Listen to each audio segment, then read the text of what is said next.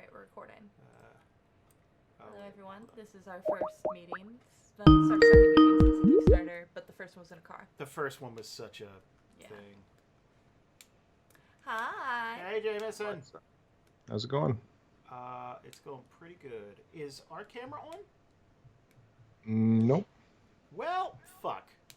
Well, probably because you're recording in the thing. Oh, it can't, okay.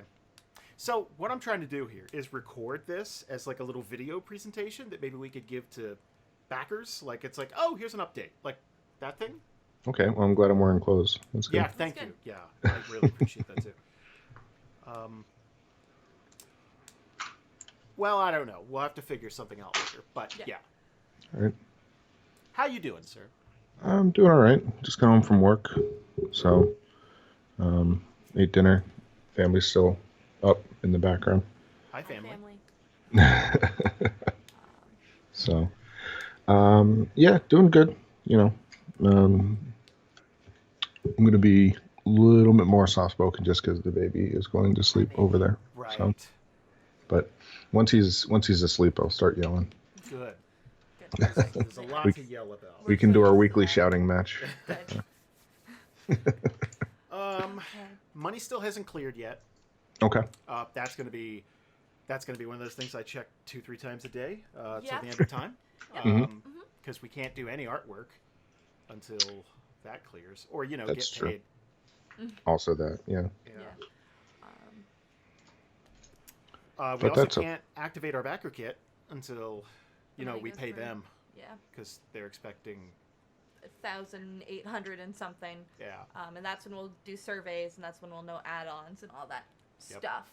Well, it's only been a week, right, since the closing of the Kickstarter? Yeah, so we probably got another few days at least. Mm-hmm. I bet you another week, probably. Probably. That's probably a more conservative estimate. That's probably good. I feel like that's about what it took for me, and I had way less money to collect, so...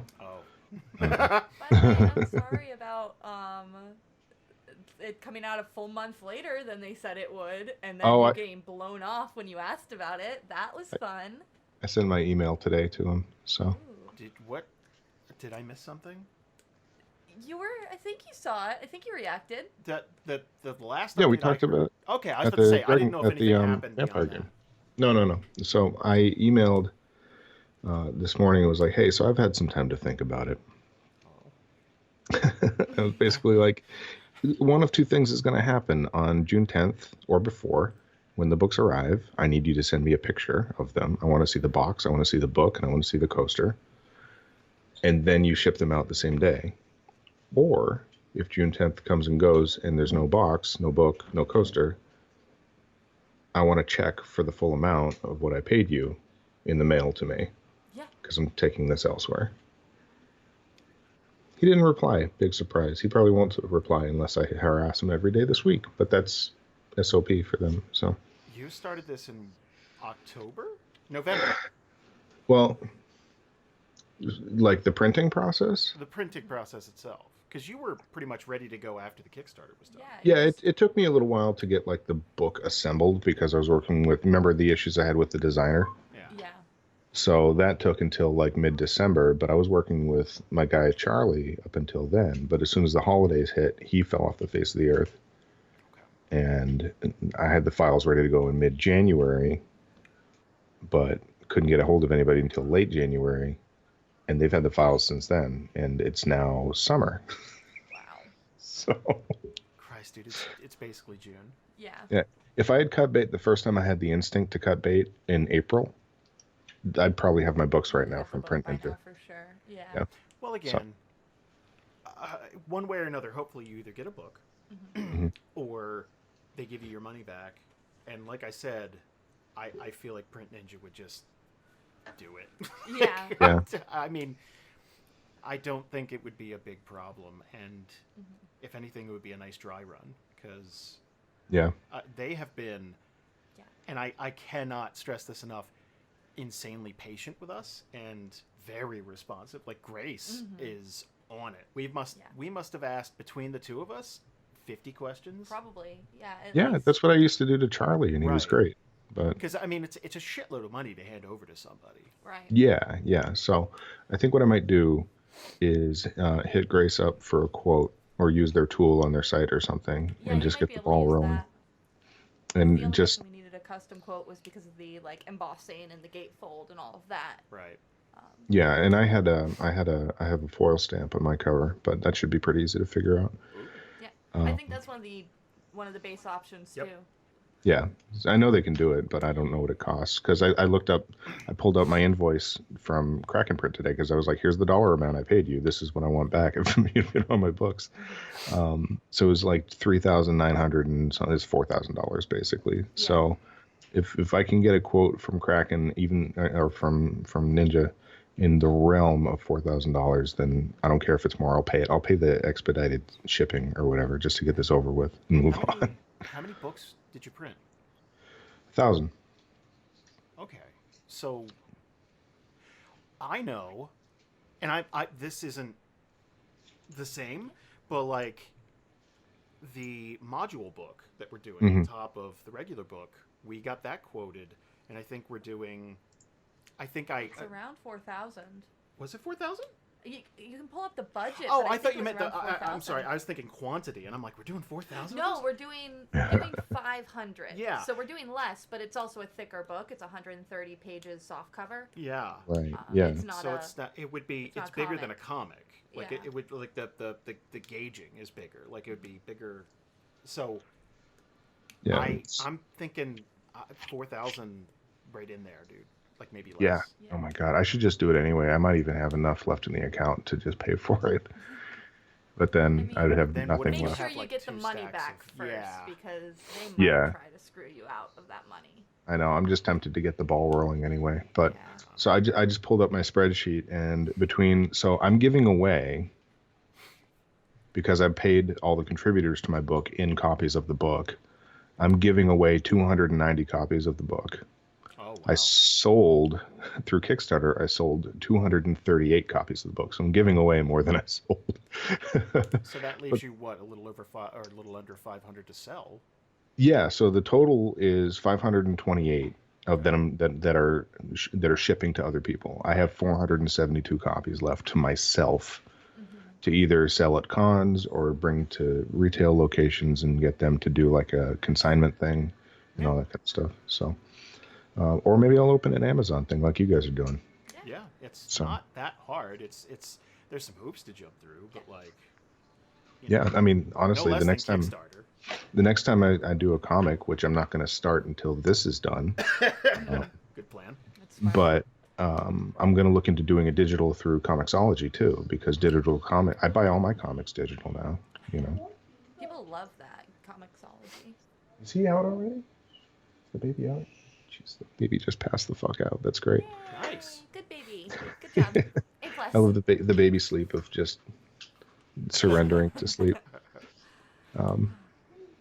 Okay, cool. Sorry all that is happening. Yeah, dude, that sucks. That's all right. I feel like one way or another, we're almost done. Yeah, keep us updated. my time with Josh. Yeah.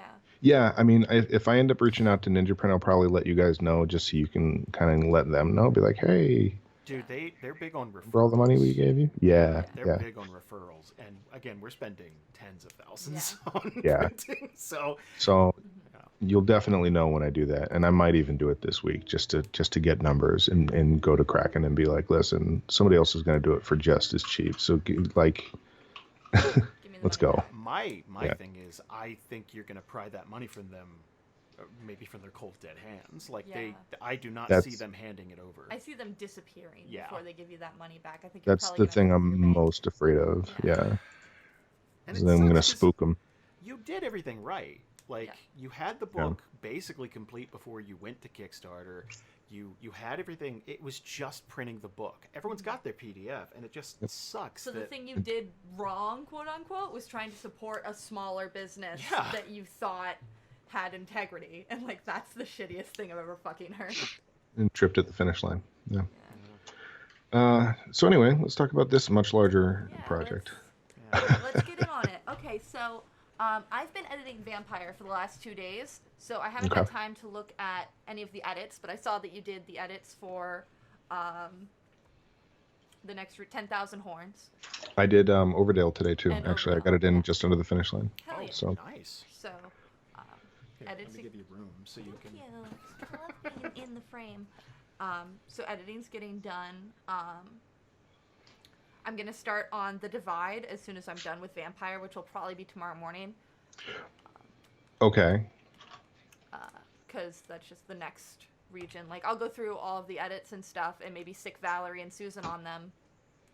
If, like, depending on where we feel like we're at after I go through the edits and Jason and all that. But we might be able to get them on 10,000 Horns and Overdale. Right. I was just going to run down... I was looking at the Trello and I was just going to run down... Because I've been working on the Group C today and yesterday. So I was just going to run down the list of the currently working on before I jump to May, June. Yeah, let's go from the beginning. Let's actually go all the way from the first not finished column, and let's work our way back. Yeah, let's do that. Okay.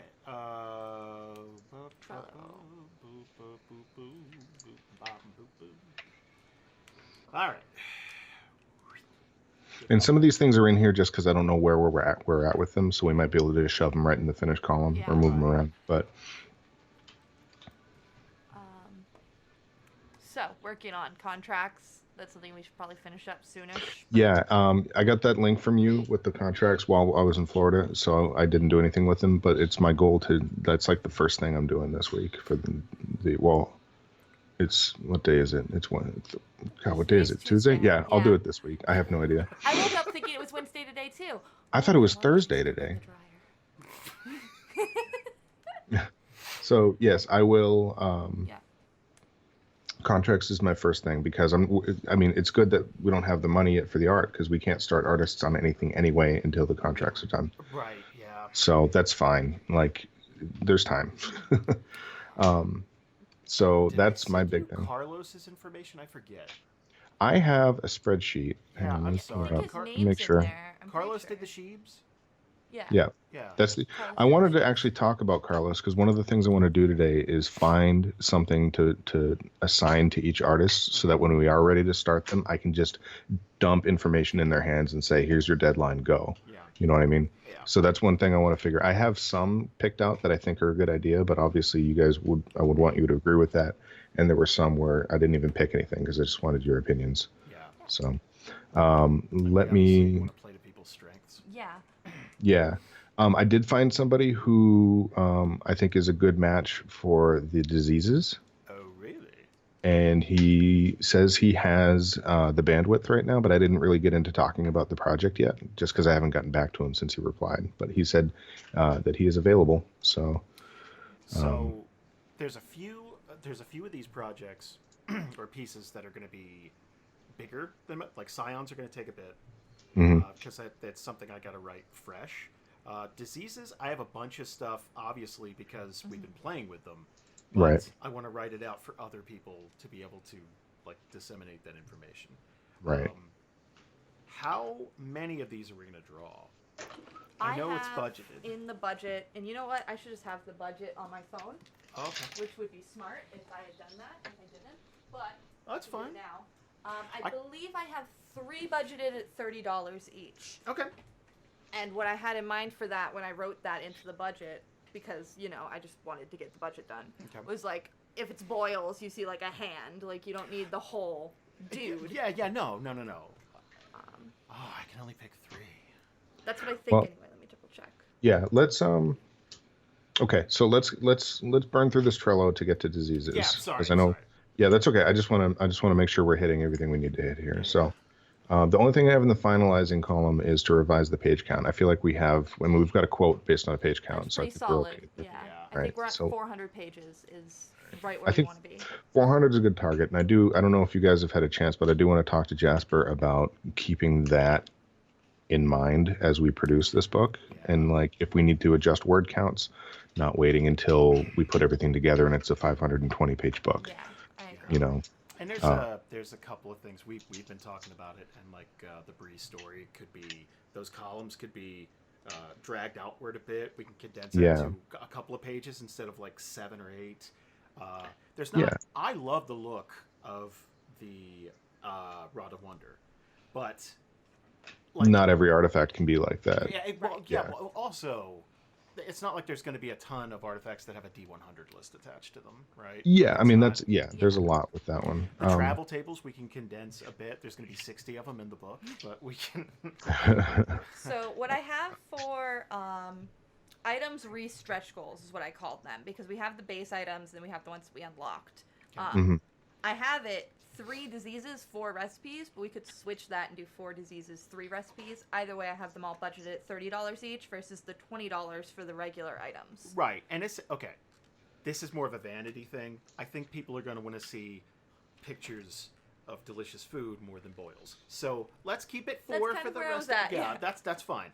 I'll just pick the I'll do like a light, medium, and the worst of the worst, and then and figure out how those need to be edited. Yeah. But sorry, I will let us go down the Trello, which I can download Trello on my phone. It's good on the phone, actually. All of this. So the first thing in the second draft column is collecting character descriptions. I've got half of them at this point. So I feel like that's good. Yeah, I'm not pushing that because obviously we can only produce so much art at a time. Right. I'm just going to post like a monthly reminder to people or start hitting people up privately if I start to like only have a few left. Right. But right now I have Donovan, Maddie, Braylon, Merrick, Iris, Avalyn, Clara, Elarath, and Varys. So something we might want to do, and I hate to burst bubbles, but some people are having their old characters drawn and not their new ones. For instance, I don't think Clara made the cut. But I noticed that on the list. So I think go through again. Yeah, I mean, me personally, I would say that if it's an Arc 2 / Arc 3 character, that at least a bust would be nice. But I'm still waiting to hear back from Britt about her pricing because like that piece I showed you guys, she was doing those for $25. If I can get her to do color, or if we can get like Arthur to color that for less than the $60 we budgeted for that type of piece, then we can budget in more busts if we wanted them, Yeah, if we could do that and the math still adds up, I would be okay with it. But as of right now, we were very careful about who we chose. Okay, that's fine. Why don't we can wait a while on that, but if it looks like we might come in under budget once I get the final prices from Britt or if I talk to Arthur. By the way, the other colorist we originally had, Davy, hit me up. He's back on the market again. So if we want 2 colorists, we have them. Oh, okay. Yeah. So I'm sorry. Who was the colorist we were working with for the pitch? Arthur. Okay, right. So we had this Davy guy, and he was going to do the comic, and then he also was like, "Yeah, I'll do some stuff for the book." But then he was suddenly like, "I can't do it right now, but here's my buddy Arthur," and so Arthur's been doing it the whole time. Arthur did a great job. Yeah, they're both very good. So I don't know that we need 2 colorists, but if we do, we have 2 colorists. So. All right. I don't know that we're getting a ton of black and white images done. Yeah. Because I know Adam colors most of his so cheaply that it's just silly not to have him do it. Yeah, I think the difference is like $10. So for guys like Adam, I'm not worried about it. But there's some other people who are much happier doing the black and white and then sending it off. So. Right. So anyway, I would like what I was saying though is that if we get to a point where we're under budget for character art and we decide that's where we want to put more money, then maybe we have a short list of characters who just missed the cut that we can throw in there or something like that. And I don't disagree with the Arc 2 thing where it's like maybe some more characters from the cast because it's really tough because this is our first book.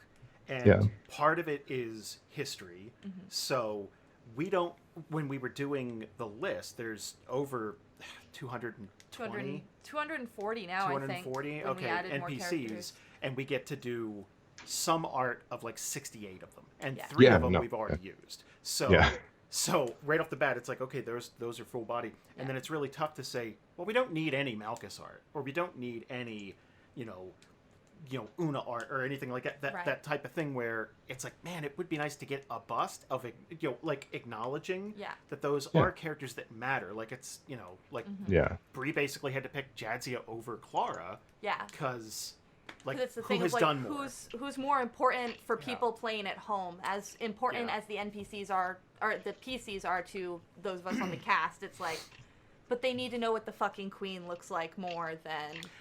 And again, those perspectives might change as we complete Arc 3. So I'm trying, like, when I'm picking stuff, it's like, I kind of want to future-proof this a little, but I have no idea who's going to do what. Right.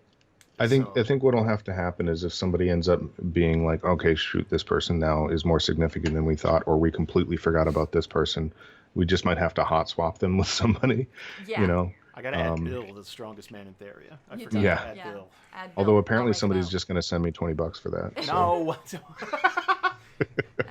He just won't get art. That's all. Just words. Just write three lines. It's you fine. Want stats? You want words? We got you. You want to see that person's name in a book? Sure. Yeah. Okay, so you're gonna have to give him an actual strength stat. We're just gonna make Steve the Wiki guy's the strongest man in Theria now. Let's just that's fine. Some overlap. Perfect. Yeah. It's an amalgam character. Okay, so I have an item for determine which classes need accompanying art. I didn't know if we were still doing that. I think this is an old card from way early on. I think we got rid of the classes for art just because they're not that different. Let me double check. Right. Yeah, no, we still have races, but we don't have classes. Yeah, I'm going to dump that then. In fact, there are a couple of differences between the core rule books and our races, like Drow and stuff like that. Classes are pretty much one-to-one. Or yes, Scion's the only one that needs art. Oh, right? yeah. That's but we're just doubling up Bree for and maybe we can get like a second Scion done or something if we come way in under budget, but we'll see. Yeah, and that was actually that's a thought I had about like show PCs that didn't make the cut or something like that. We can commission a $10 sketch and put it in the background somewhere, Totally. Yeah. Like I'll pay for that out of pocket just to get everybody in the book, Yeah. That's the toughest thing is cut. That's a slippery slope. Yeah. That's the thing is like once that I almost suggested like, well, what if we open it up so people can buy their own? But then there's going to be that like, well, Rob didn't have to pay for his or like then hurt feelings, and that's why when we were going down the list I was like, doesn't matter if they're NPC or PC, what matters is how likely it is this is going to come up in a game at home from other people and how important they are thus far in the show. My knee-jerk is like, well, everyone's got to get all their player characters done, and that leaves room for 4 NPCs maybe, so... Yeah, but like... Yeah, anyway, I mean, we're going to continue to talk about this for a year. Yeah, for a long time. And if we're lucky and if we are able to get some that come in a little cheaper, I can adjust the budget, but I don't want to change the budget outright very often. No. Obviously, if it's like, well, they're doing it for half price, well, then we get to double how many blanks. Yeah, I think literally like months from now, after art starts coming in, we can re-examine. But right now, let's stick to what we have. Yeah, and I'm going to make a list of like all the things we're actually spending versus what it is in the budget. To make sure we're in more or less the same. Oh, hopefully exactly the same, or less. Less is good. Less would be good, and I think we can do less for the most part. Although the budget now reflects the numbers that we paid for the most part for the. Yeah, it's not going to be. It's not going to be wildly different. We might catch a break, like the crowbar thing. Right. That worries me a little. Yeah. Only because I don't. Like, it's nice to know an hourly rate, but. I mean, the phrase it's like I don't usually do that many characters in a scene. It's like, boy, how many hours is that going to be? Well, I mean, what I might I don't know, because I feel like what you don't do is be like, okay, well, we have up to $2,000 to spend because don't do that.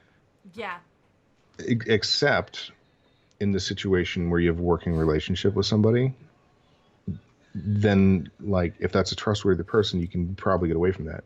But I think if I went to her and said, we don't want to spend more than $1,500, would you guys say originally 14? 1,400 is what the original budget is. Yeah, the original budget was 1,400. And this is for both the gods pieces. and the demons? Yeah, I did $700 for both.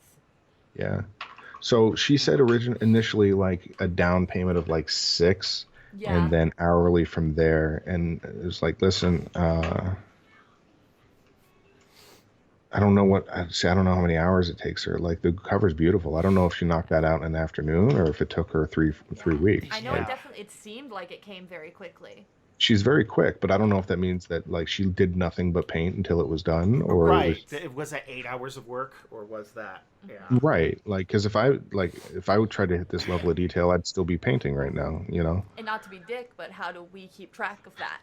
I've never paid an artist hourly before. It's like, how do I know you're not just gonna? And it's tough. And fuck off for a few days.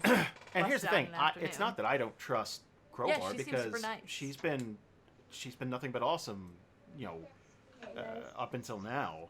It's just we only have one piece to go off of, and I think that it's gonna be tough. Yeah. I think Henry noticed himself on the screen. Hi, Henry. Hi, Henry. They're playing cards. All right, should I cover it up? I'll cover it up. Whoop, there you go. Bye-bye. I covered the window. Immediately he's done. He's like, Yeah. okay, bye. Like, oh, no, that's it. So, yeah, I think... I don't know. Like, I do really like her work. Yeah. And I think it would be cool to have the splash pages, and that's something also to put a pin in, the splash page idea in general, but like, it would be cool for that to match the style, but it's really tough to hire someone and be like, well, we don't know how much we're going to pay when we're done. Well, this one, here's the thing. Let's say Crowbar did the gods, because that's obviously where we're starting. Yes. And let's say that kind of mimics the style of the cover, which it probably is gonna, right? Mm-hmm. That fits in perfectly.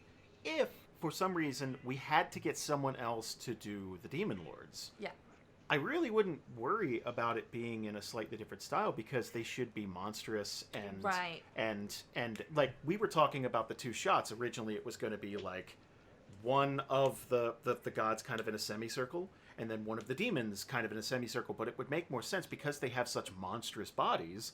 They're not humanoid all the way through. Yeah. So, like... Shit, I know somebody who's perfect for that, too, but he's not taking work right now because he's sick. Yeah, no, he's friggin' great, and he's actually collaborated with Crowbar before. And my thought was, like, how cool would it be to get him to do the lines and her to paint it or something? Maybe I'll hit him up anyway and see if he's... Yeah, see, like with the flu? Like chronic. Oh. Yeah, like that sucks. Not terminal, but lifelong. You know what I mean? Right. Yeah. Like he's just sick, which sucks because he's a very good artist and he's actually a very good friend. And like he just fell off the map a couple of years ago. Oh, that sucks. And I stay in like sometimes contact with him, but I don't get to like. Anyway, he would have been perfect. That sucks. I'll keep thinking about it though, because I like that idea. Maybe like have her do the gods, because she obviously does. Right. Humanoid. She does. Yeah. She does. Yeah. If they have that same kind of like glow that Lauren does, that would be perfect, right? Because they should kind of be luminous and you know, I kind of want the opposite for the we were talking about it, and it's like kind of like a shot from above looking at below, and they're kind of like scattered, not necessarily a unified front standing next to each other. What do we think about having Crowbar do the lines and then giving it to Arthur? To color in? Yeah. Because then the interior colors match what the colors for most of the rest of the book is going to be. True. But then the lines look like the cover. And we can even, I mean, he's seen the cover too, so you can probably ape her style a little bit. Right. Honestly, one of the things I liked most about the cover was the coloring. Yeah. I get where you're coming from. I just feel like Arthur's stuff, while it works really well next to Adam's work, and I think that he's perfect for like coloring in characters, for like a splash page like that, it might be a little too flat and comic booky.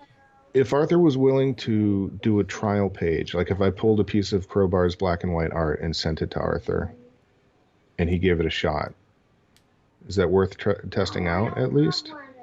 Like, would you want to see that? Yeah. I mean, I'd be down if it's. How much do you think that'd be? Well, because here's the thing. I don't know what Arthur would charge. For a full comic page, I think he asked like $50 a page. Okay. So a splash page can't be that much more per page. But I think when you're paying hourly for somebody like Crowbar, you're paying for the painting. Yeah, yes. I think so. Not the line art. Like so if we told her we want black and white, she might be able to give us like a flat quote at that point again. But I would also want to check with her and be like, is it cool with you if we commission the black and white from you to have anybody's toes? Yeah, and I don't see her objecting to it, but she might also view it as like undercutting her or something like that. Right. I don't want to do that. And she did also mention that she's doing a Kickstarter later this summer, so like she might kind of be relieved that she doesn't have to do a full piece, because she said she wanted to do smaller pieces later on. When did you say that started? Yeah, June. Shit. Yeah. So maybe she'd be relieved to do. Well, the thing is I don't know if you guys follow her on Twitter. She basically what she does is she has these books of basically the story of her D&D campaigns that she does. Right. Yeah. And she just flat out sits down and just draws hundreds of pages. So to my knowledge, the art is mostly done already for her own Kickstarter. Cool. Guys, shh. He's not.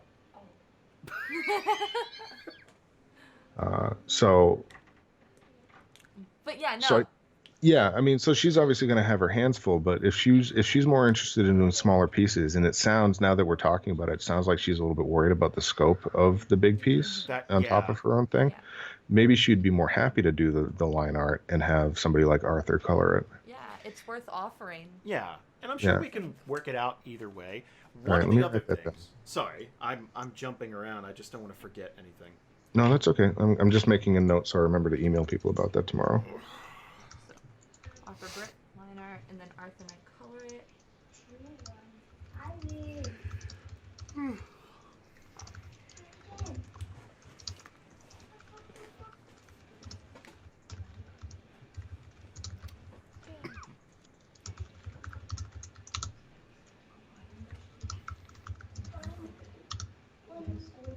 Okay. So I will now remember to email her about that and see. And then if she's cool with it and she wants to do it and her price for that is reasonable, which it's got to be. I think the main thing you're paying for with her is the painting. Yeah. So then we can then hit up Arthur and ask him what he would charge for basically two splash pages of full art, of full color. So, okay. I think that's. You also want to hit up your other friend and see if like maybe he wants to take. Yeah, I need to check in with him anyway, see how he's doing. So I'll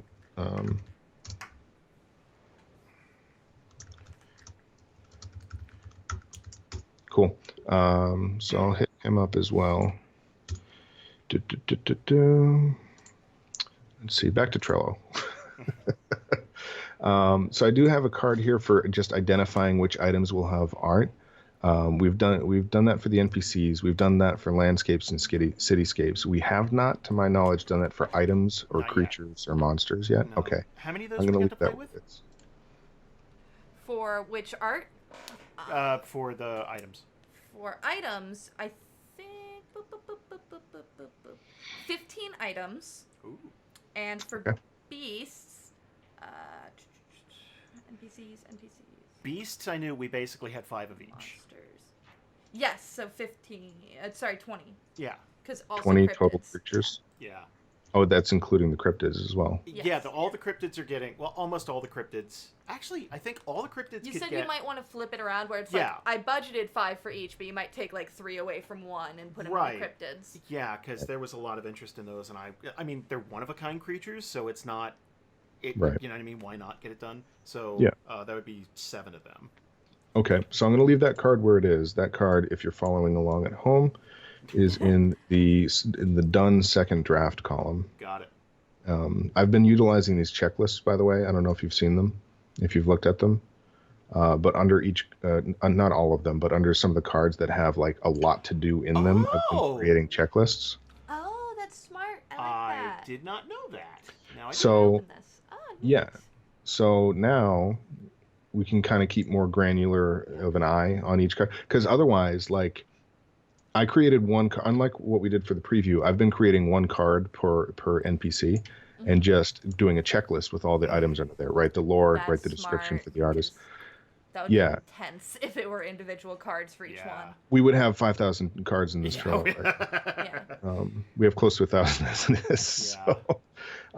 So just look whenever you're looking at the Trello, look at the checklists as well, because if you're not sure why a card isn't moving, there's probably something in the checklist that we're waiting on. Right. So nice. There's that. So in the revising second draft column, we're waiting on that full list of items for the quote hunters, but we can't do that until we have the full list of the items and the bestiary, right?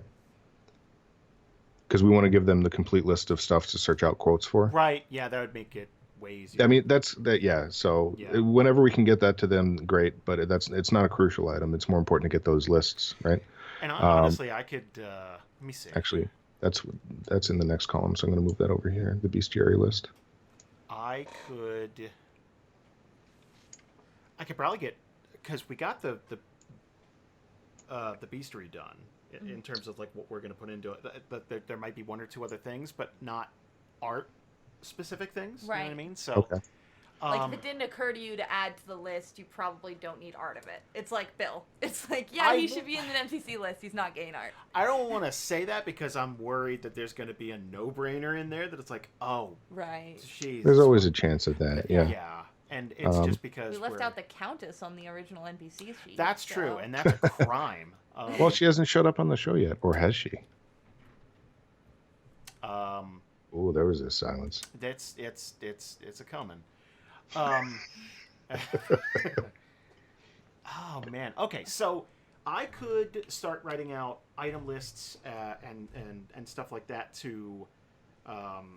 Basically, I would just take a break from diseases for a few minutes and try to get a pretty intact list of everything that would be on the LAR that people would want. Yeah. So I mean, the thing about the lists for the bestiary and the items is we can't start on any art for anything until we have the list of what we have. And then we money. And money. Well, yeah. So, but we need, in order to even start an artist, obviously, the money. We need a list of all the items, and from that list, we need to select which things need art, and then we need written descriptions of what that art needs to be. Yep. So it's like a 4-step process before we can even get to getting the art rolling. Yeah. So that's why I'm pushing those so early, just getting those lists completed. Yeah, no. It also helps with page count. Yeah. It also helps with page count. It also helps just kind of, I mean, after those lists are done, I'm adding 40 more cards to this Trello because there's going to be a card per item, you know? Yeah. So... so those are in the 1, 2, 3, 4th column from the end in the second draft revising thing, if you want to look at that. And then underneath that are just the items that I edited last night and this morning. So the 10,000 Horns, Broadside Bay, Highland Mountains, Ebony Harbor, Overdale. I wanted to ask you guys, while we're talking, two things. Because one is about splash pages and the other is just general writing. Now, there's going to be... I want to try to stick to this list as much as possible, just because I don't want to be working on something way over here. Yeah. But that being said, there are going to be a shit ton of characters to write for and stats. Yes. And stuff. That's going to be on me. Yeah. Stats at the very least. Stats at the very least are going to be on me, and then of the 240 characters, like 200 of them are mine. So. That things like scions, diseases, vampires, those are going to be there's all a lot of the tables. Yeah, all of the tables, all that's on me. So those are going to be a lot of moving parts, and that's going to take up a lot of my time. Not to mention, sorry, hang on a sec. Sorry, guys. Oh no, you're fine. Good night. Good night, buddy. Aw, night. Love you. Love you. Okay. He's suspiciously eyeing us. You trying to look at yourself again? You're not on there. I like you to be on it.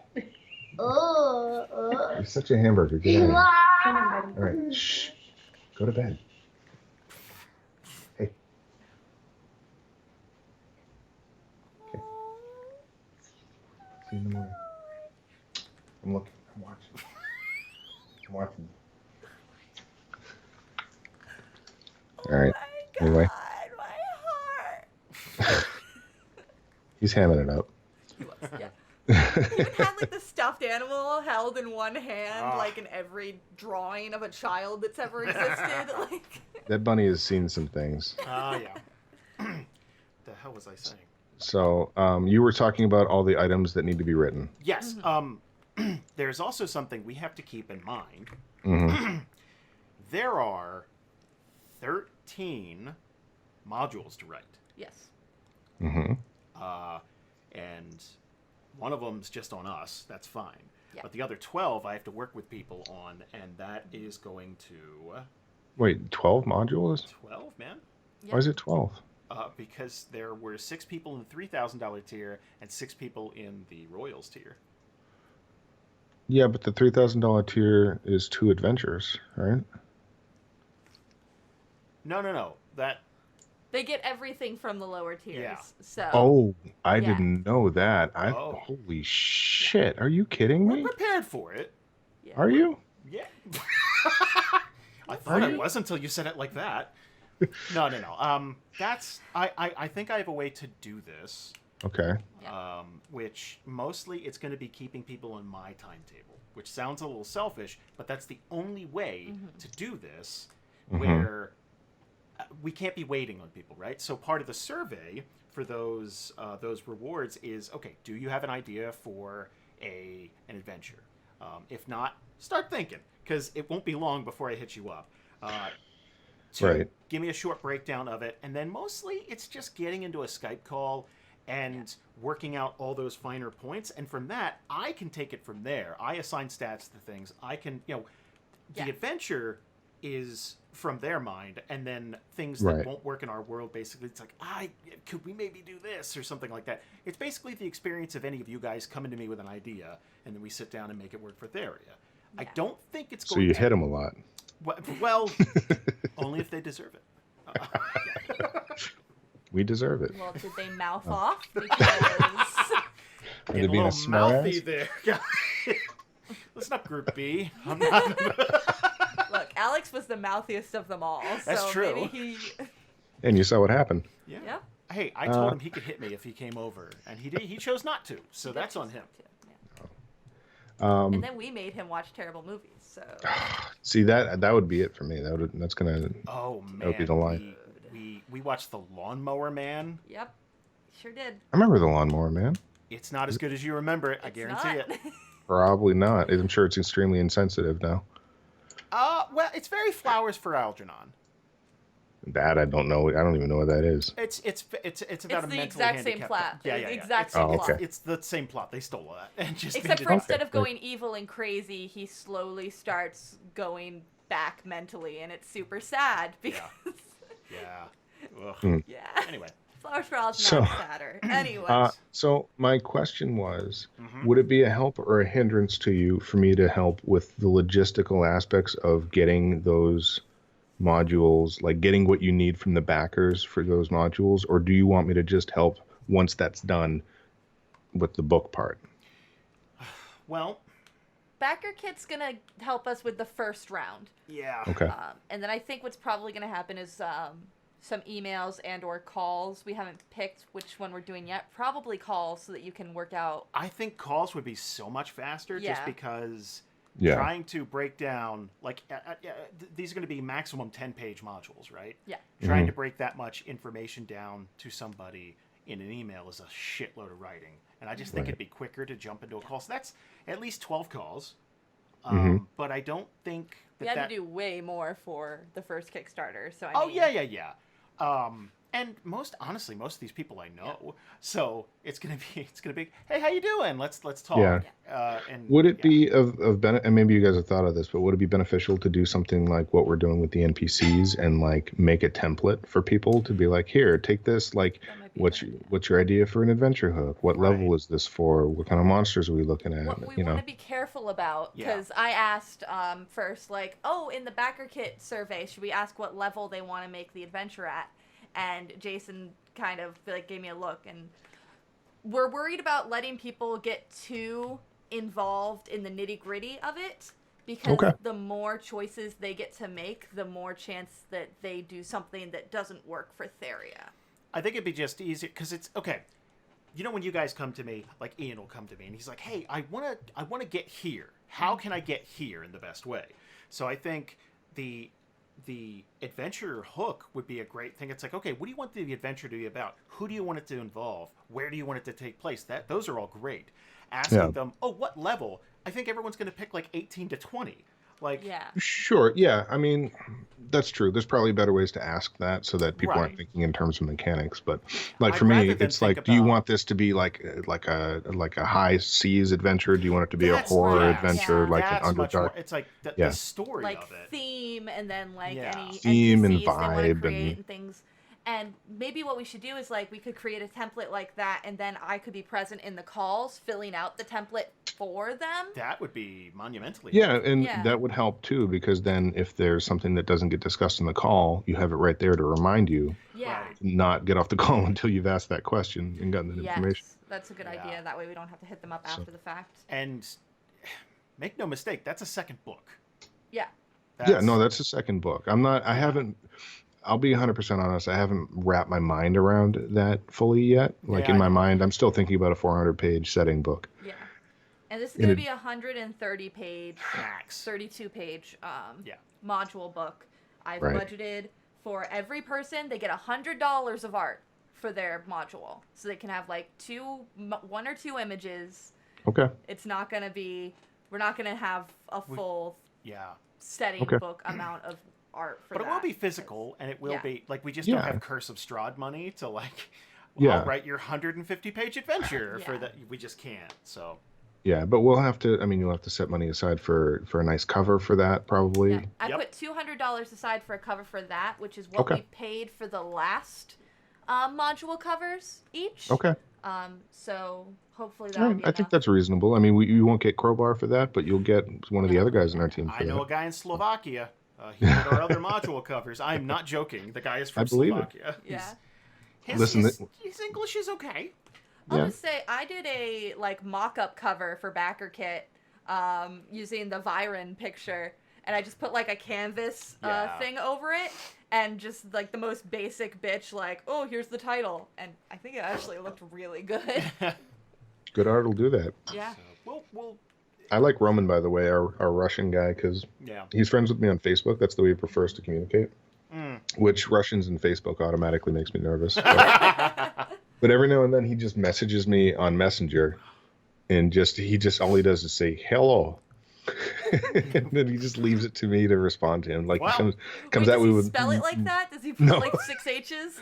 No, I do it in my head though. Okay, that's important. All right. Yeah, but he gives me no context. I always have to pull out of him what he wants from me every time he does that. Jason does that, but like in a more threatening way. I say, hey, can I talk to you for a second? And everyone interprets that as... Isn't that the most terrifying thing you've ever heard? Hey, can you swing into my office for a minute? That is not. Yeah, it is. Hey. We share an office. That would be the most awkward firing ever. Now leave me alone. I'm going to continue to work. You don't use that with me because I'm always here. Like, there's no reason to hit me up and go, hey, you have a minute to talk? Because you could turn around and go, hey. Kelsey's terrified of me that way. Like, I've done it to Kelsey like 5 times. It's like, hey, can I talk to you for a second? I guess. It's like, what? What did I do? Everything. Okay, so we are in a position now where there is nothing in the done first draft column, which is good and bad. Because all the stuff that was in that column is now in the revising second draft column. Yeah. Contract for artists, that's my big thing this week. Okay. Charts and mechanics. We need a full list of what all the charts and mechanics are going to be. I don't know if you guys are maintaining one of those already.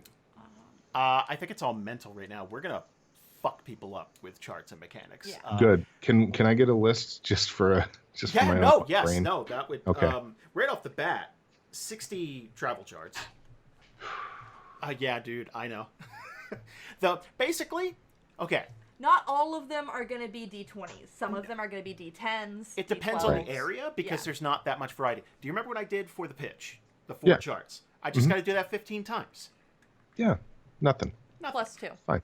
+2. Yeah, for each of them. Right? No, I did 4.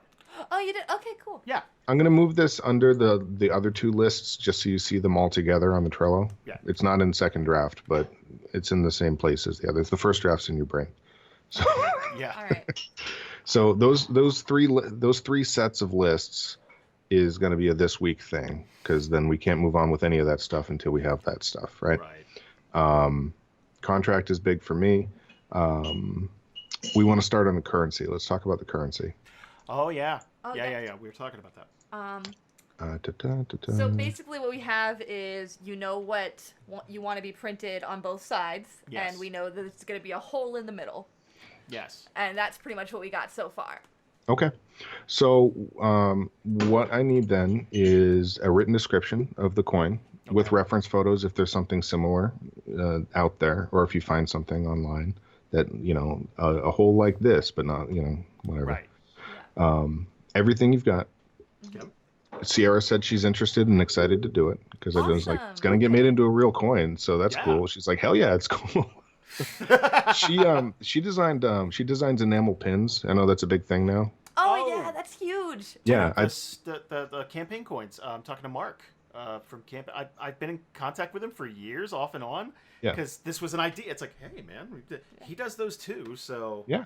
I have one of hers somewhere, and I lost it after I moved out of my last office. Weirdly huge all of a sudden. Like, they're suddenly YouTube huge. Collectors and shit. Yeah. Like, what? I think they're great, but Like, I don't have cool. a use for them. Shit. Yeah, shit. So I know she does the pins, so I'm sure she's got the mind for how to do a coin as well. And I can do a little sketchy sketch of what, I can do a dem scrapes of a coin. I think. Now I'm thinking about. That's going in the digital art book, by the way. I know, that's fine. Let people I'm see making my shame. no. We. I need to sometime this week. I'm sitting down and I'm doing some t-shirt stuff because I'm doing a Dems Grapes shirt. I'm doing it because I'm gonna wear it at DragonCon. It's beautiful. Yes. I'm not doing any more MS Paint art. Ever. No. Are you kidding me? Great. That's the most legendary piece of art anybody's produced so far. So you've made Jameson so happy. Why I know. Jason, I was driving my car with no radio on and started laughing by myself in my car because I was thinking about Dems Grapes. So that's amazing. I'm gonna get it as a tattoo on my chest. Okay, very important. Is one of the grapes going to be your nipple? Now it is. Okay, good. That's important. I don't think you get to not do that now. Oh my god. No, but we're doing that as a shirt. Anyway, so if we get a written description for Sierra so she can get rolling on that, the sooner you have that, obviously, the sooner you can start production on the actual coin. Right. We need the lore for the currency. That's all in the same card right now. In the first draft column, working first draft. Yeah. The second card down is the currency. Yeah. So Perfect. there's 3 items on that checklist: the written description, the lore, and then the finished artwork. Okay. I broke the physical coin into its own card, and that's a little further down the line, obviously, because that's going to take longer. But the sooner, the lore, we might as well work on at the same time. A lot of these things I've been thinking with characters, especially, if we're writing up that description, because I'm gonna break out a copy of the template for every character that we decide we're going to start working on. While we're writing the description, let's just write the lore too. Let's just do it all at the same time.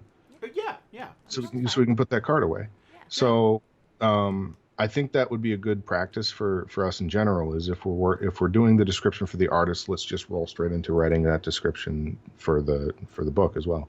Yeah, try and kill 2 birds with 1 stone. Might as well. Let's get it started at least, so we've got that item ready, going. So anyway, that's the currency. And then underneath that, I put the diseases there too, because you told me you were already working on that. So it's like, shit, I'll move that card then. Yeah, that's it's going to take a little bit, but I wanted to at least get it ready for the artists. And we're only needing 3 of those, so that shouldn't take long at all, honestly. Right, and I'm just going to put a note in here that's 3 pieces of art, 3 small pieces of art, right? You said like $20. $30 for the diseases, and that doesn't have to be that. That was just, I figured they might cost more than the items just based on detail work, and I didn't want to undercut.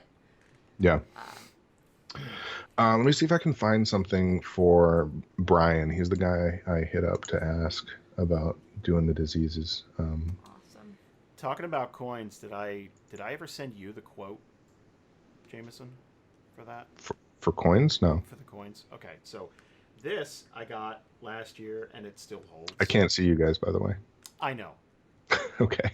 I know, oh, and it's... the way you said this, it was like you were holding sorry. something. Yeah, no, I've... Yeah. All right. So, it's $500 for the mold, Okay. which is just, yeah. And they like to do orders of, at the very least, 1,000, which, fine. Sure. Breaks down to 33 cents per coin plus like 6 cents shipping-ish. So all said and done, it's I think it's less than $6.50 for... Oh my god, I'm getting no, coins. it was Minimum order of 1,000. Yeah, sorry, I was thinking 500. $7.50. Yeah, $7.50. $7.90. So we budgeted $8.50 because I'm including shipping. Yeah, so we had 1,000. Basically, we were thinking originally.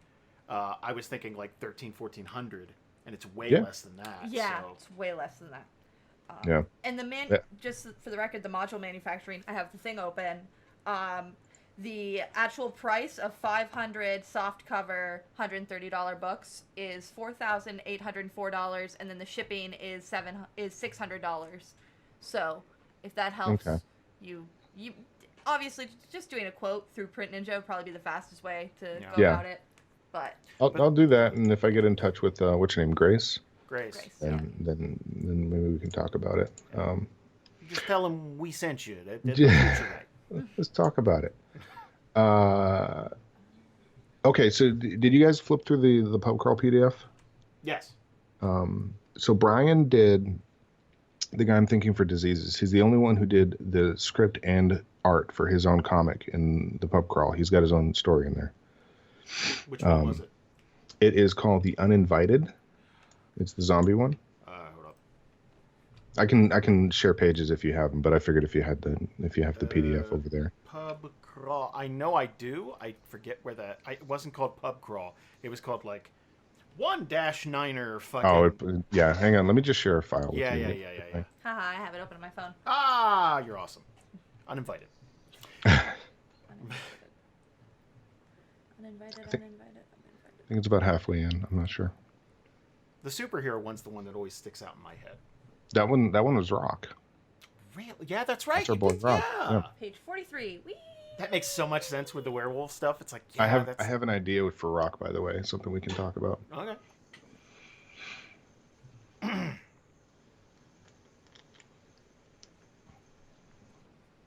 Great if this PDF viewer would tell me what page I'm on at any given time. But, whatever. Oh, is that on Dropbox? Yeah. Yeah, that's not the best way to, like...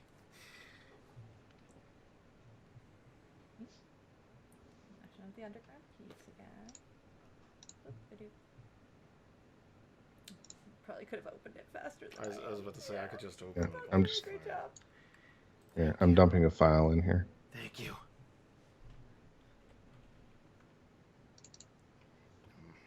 The uninvited, haha. Alright. So let's see what we got. So this is it's not totally representative because when he actually kind of bent his normal art style a bit for this story. Okay. But if you look on the 6th page, this is the one I dropped in Skype as well, kind of an idea of what made me think of him.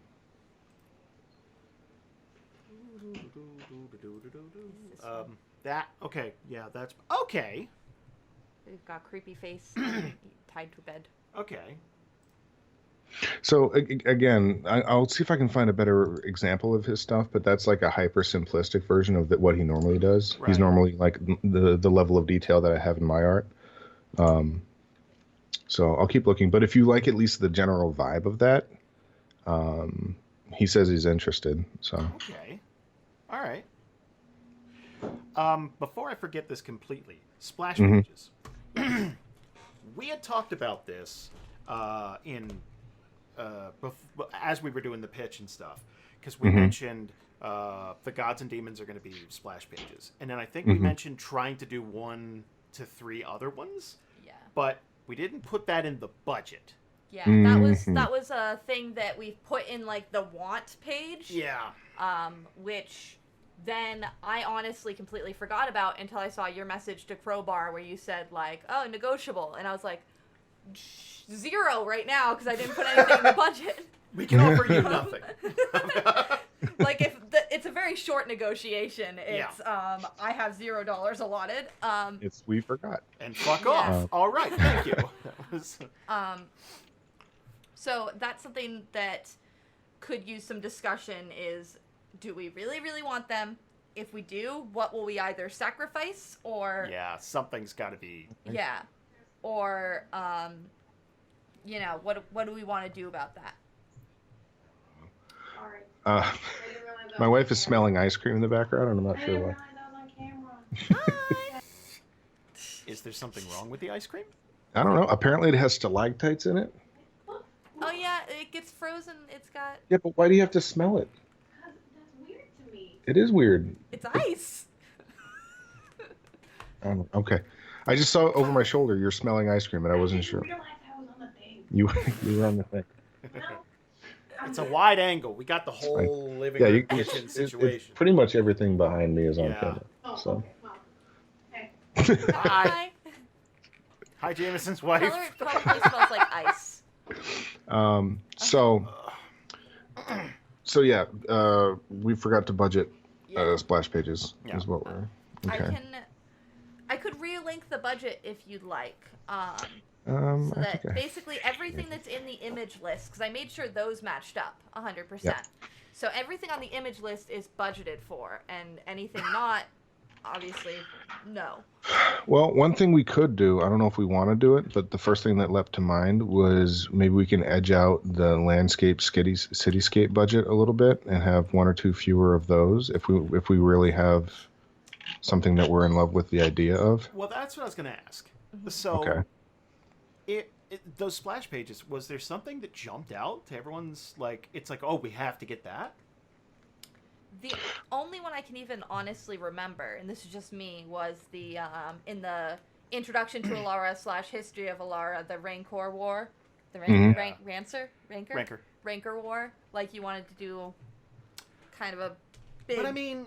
combat-y scene of that, which would probably be very expensive. It would be, 1, it'd be very expensive. 2, I don't think that I can talk shit. I pushed for the god image, right. So I'm not trying to say we shouldn't do it. But here's the thing. I think the god demon image serves the book currently, whereas the other thing is a historical battle took place hundreds of years ago, and I don't think it's needed. And anything that I could think of from the show, 1, happened before Arc 2 began, or is happening right now on the show.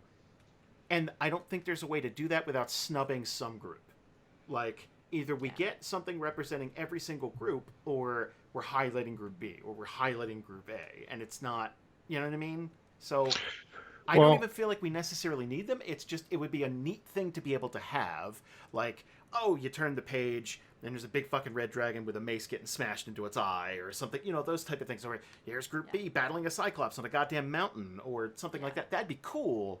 But not necessary. I think we got enough cool shit in the book. Well, my first thought is I'm looking at the budget now, and I see that there's $2,000 in there for splash pages, which is, I assume, with the gods and demons in mind. Yeah, that was just when you told us that. I was like, I'll just put it in the budget for now. Right. Okay. And hopefully hopefully it'll change. But for right now, let's just do it so that... I don't think that's going to change. Yeah, I'm doing... Well, if we ended up going the route where if Crowbar does the lines and Arthur does the colors, I think that we will land far short of $2,000. Yeah? I think so. Because if Crowbar does just lines for 17 characters, I don't see that being more than like $400, if I'm being 100% honest. Oh. I don't know. That's speculation for me. But so, how about we actually get a quote for that and just circle back around to this and see if there's any... that can be dependent on whether or not we can get a good deal on those 2 images. Right. Yeah.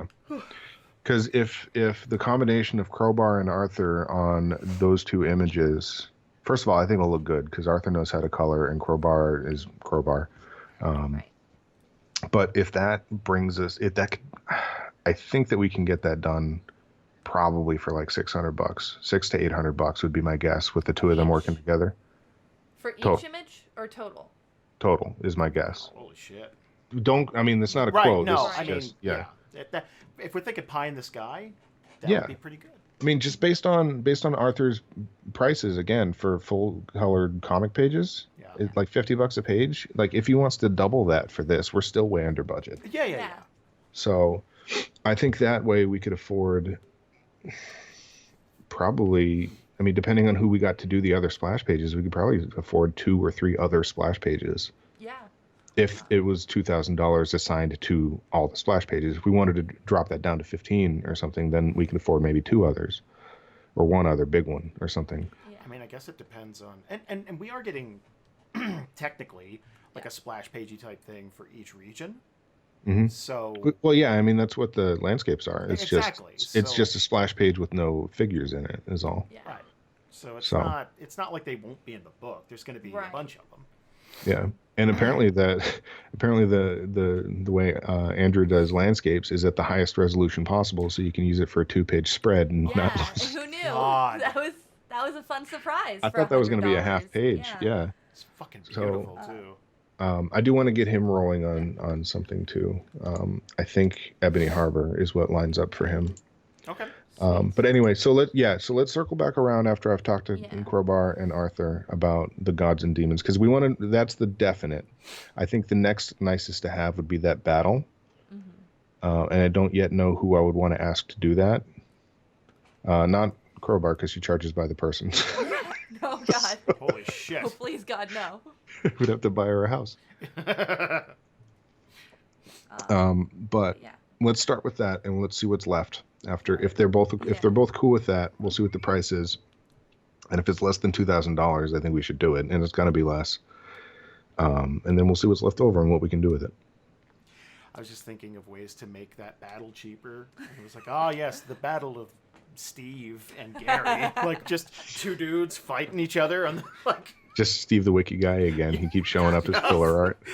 All the events in history, like he's the. It's just a photo he's not with him. even drawn. Yeah, it's a cutout photo. He's in the Star Wars kid outfit. Like, yeah. Let's just take a bunch of pictures of Steve at Dragon Con and not tell him why. It's just shut up, stop, just. Hold this sword. No, you get a picture of him punching that punching bag, and there you go, the battle. Yeah, he's a barbarian. Yep. Perfect. I think that's the character he wanted anyway. When I look at Steve, I think barbarian. That's what I think. All right, so on to the May, June. So we haven't even hit the to-do list yet. No, man, there's a lot to do. So in May and June, so the first several items on here are characters. I pulled characters who I thought would be good to start with. I just kind of pulled it out of my ass. I didn't I thought of sets of characters. Like I picked Aerolith, Malchus, and Jadzia as the first 3 that I think would be good for Adam. I was about to say, this is for Adam. Okay. Yeah, and I said as much on the card. If you click it, I picked Adam for him. Okay. But he said he could do about 3 a month, right? 3 to 5. 5. 3 to 5. Yeah, okay. And I'm gonna. Basically, the first batch is a trial run. Let's do 3. Yeah, let's do 3, and it's like, hey, man. Yeah. Let's. Yeah. Yeah. So the difficulty here, I don't know if it's a difficulty, but the wrinkle is that those are all characters that are not. Well, Jason you can't write those, right? I mean, you could. I mean, I could. That'd be a dick move. Like. I mean, well, yeah. You wrote Merrick, so. I did. Yeah. I mean, I don't think that's something that we need the cast to write. Like, if they let's be real. Rob's not going to do it. I'm going to tell you right now. Rob I don't even mean in terms of lore. I mean just in terms of the description, but also lore. Description, maybe you might get him to do that. That's the thing. Yeah. And we have previous for Malchus. Honestly, for Malchus, between the headshot I did last year and Tom's art from the previous incarnation, I feel like you can get away with not even bothering Rob with it. And that would be fine, yeah. Or we can hit him up and be like, do you want to provide anything, or is that previous art enough? You know? That's yeah. And I mean, if we explained to Rob that it's like, hey man, we need it by this date. We got to get going because there's so much. He would probably, at that point, he'd do it. But if it's, hey, get it to us when you get it to us, it'll never get here. Not, nah. So, fun fact, Rob and I still, to date, have never really spoken. It's not like he doesn't like you. It's just Rob's. That's not unusual. Yeah, I think I've spoken to him like 5 times. Yeah, I've known him 7 years. I think we've spoken a handful of times.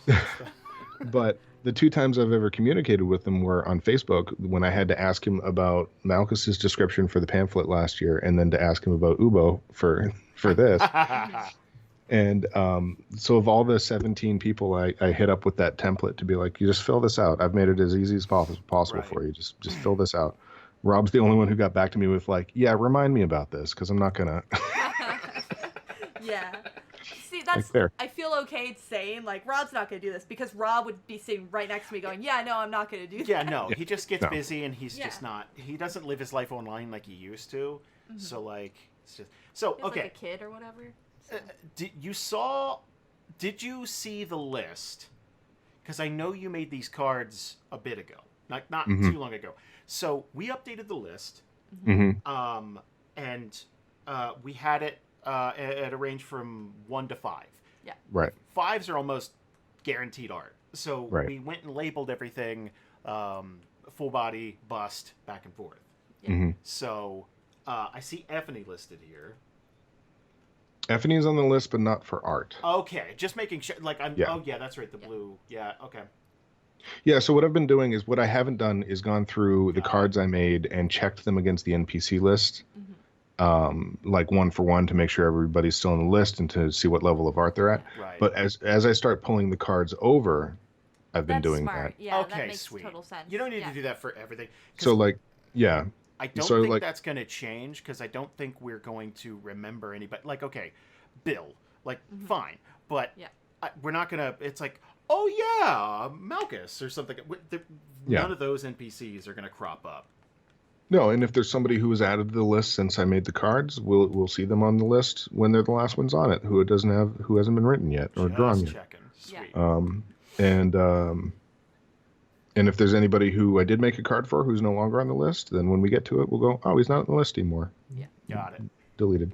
And I'm sure if I have a really slow day at work sometime, I'll go through and weed through it anyway, because that's what I do when it's slow, is I pick through Trello lists like a vulture. So for Adam, I think Aralev, Malchus, Jadzia is great.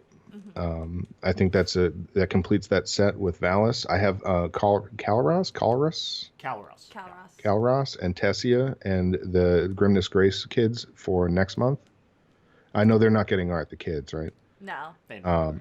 But we can at least, let's write the description and get them done. You know, that would be fucking cute.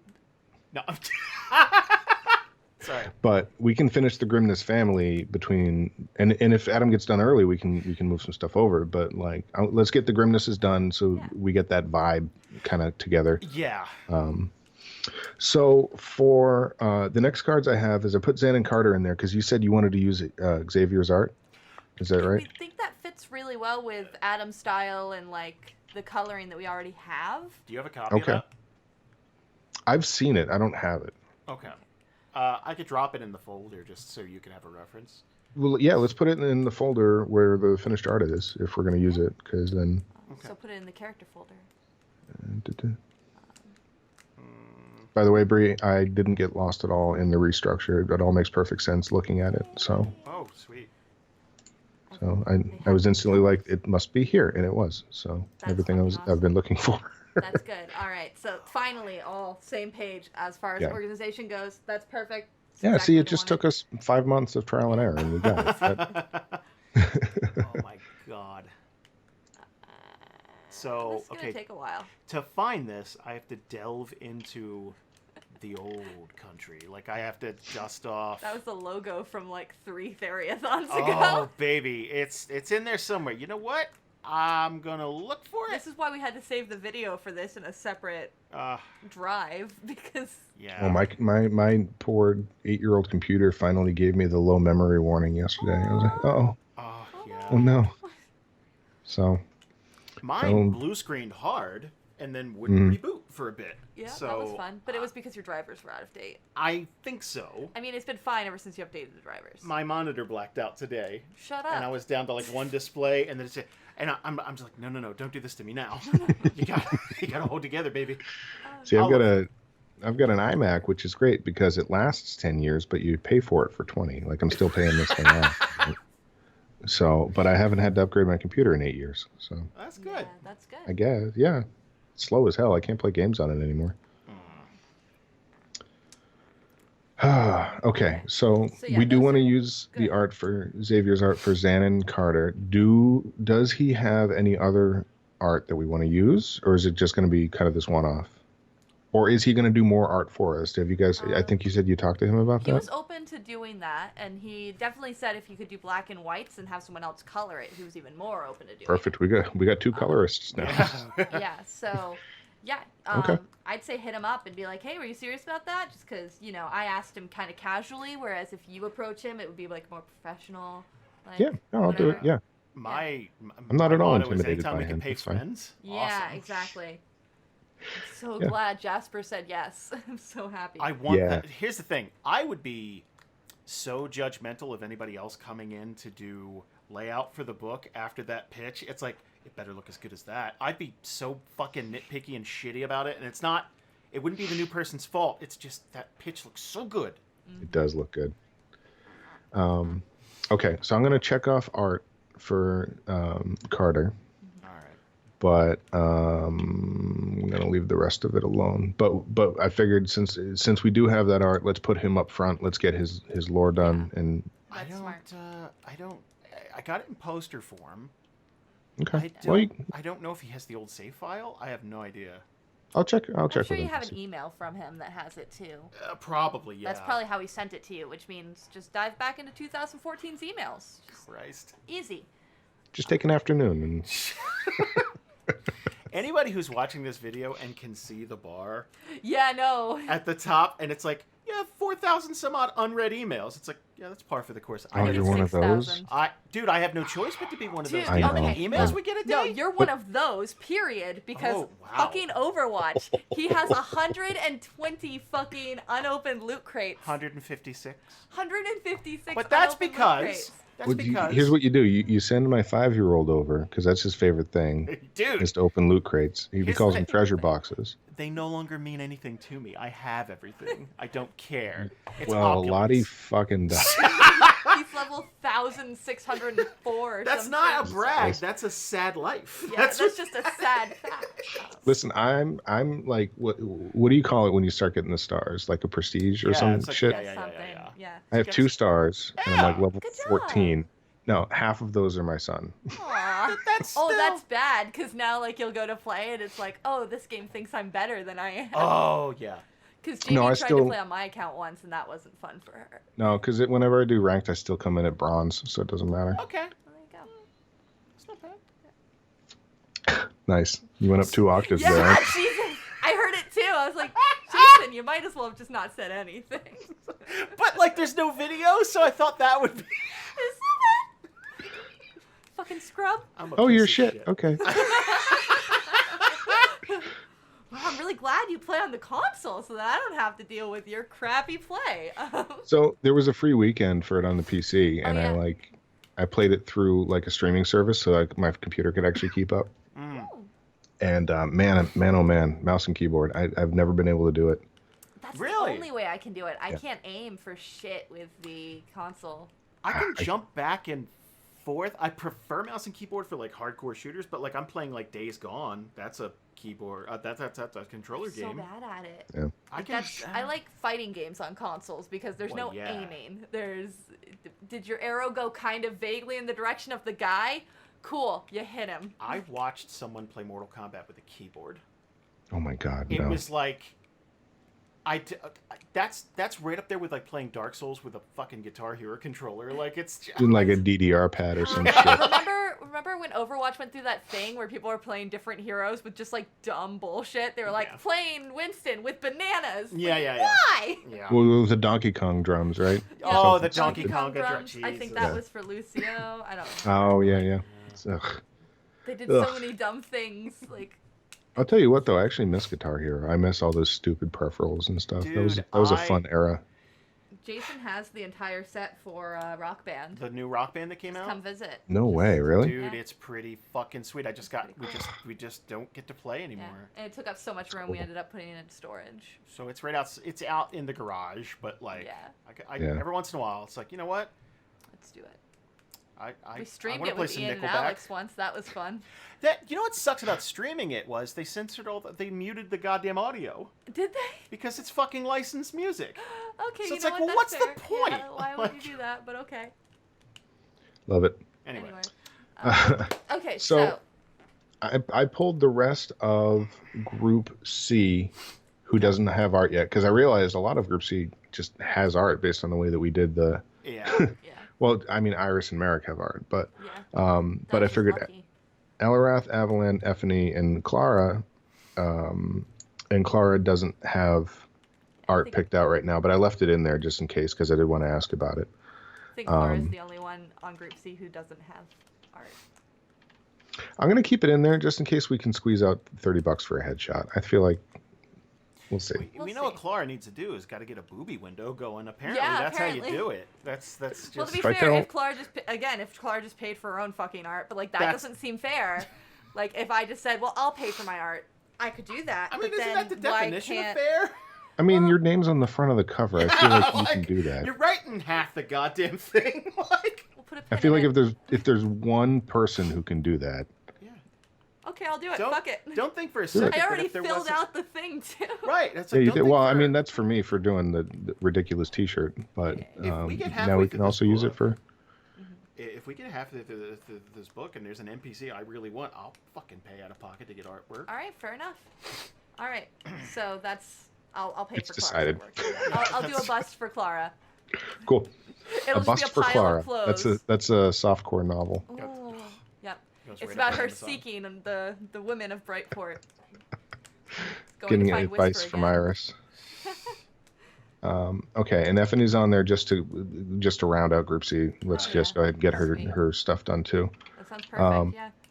So I pulled those three, and because I wanted to talk about who we should do for artists for them.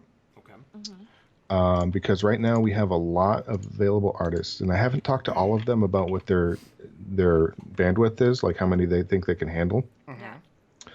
But I figure at least 2 or 3 each per month is perfectly reasonable. We know Roman's super fast. Mm-hmm. We know Rock is super fast.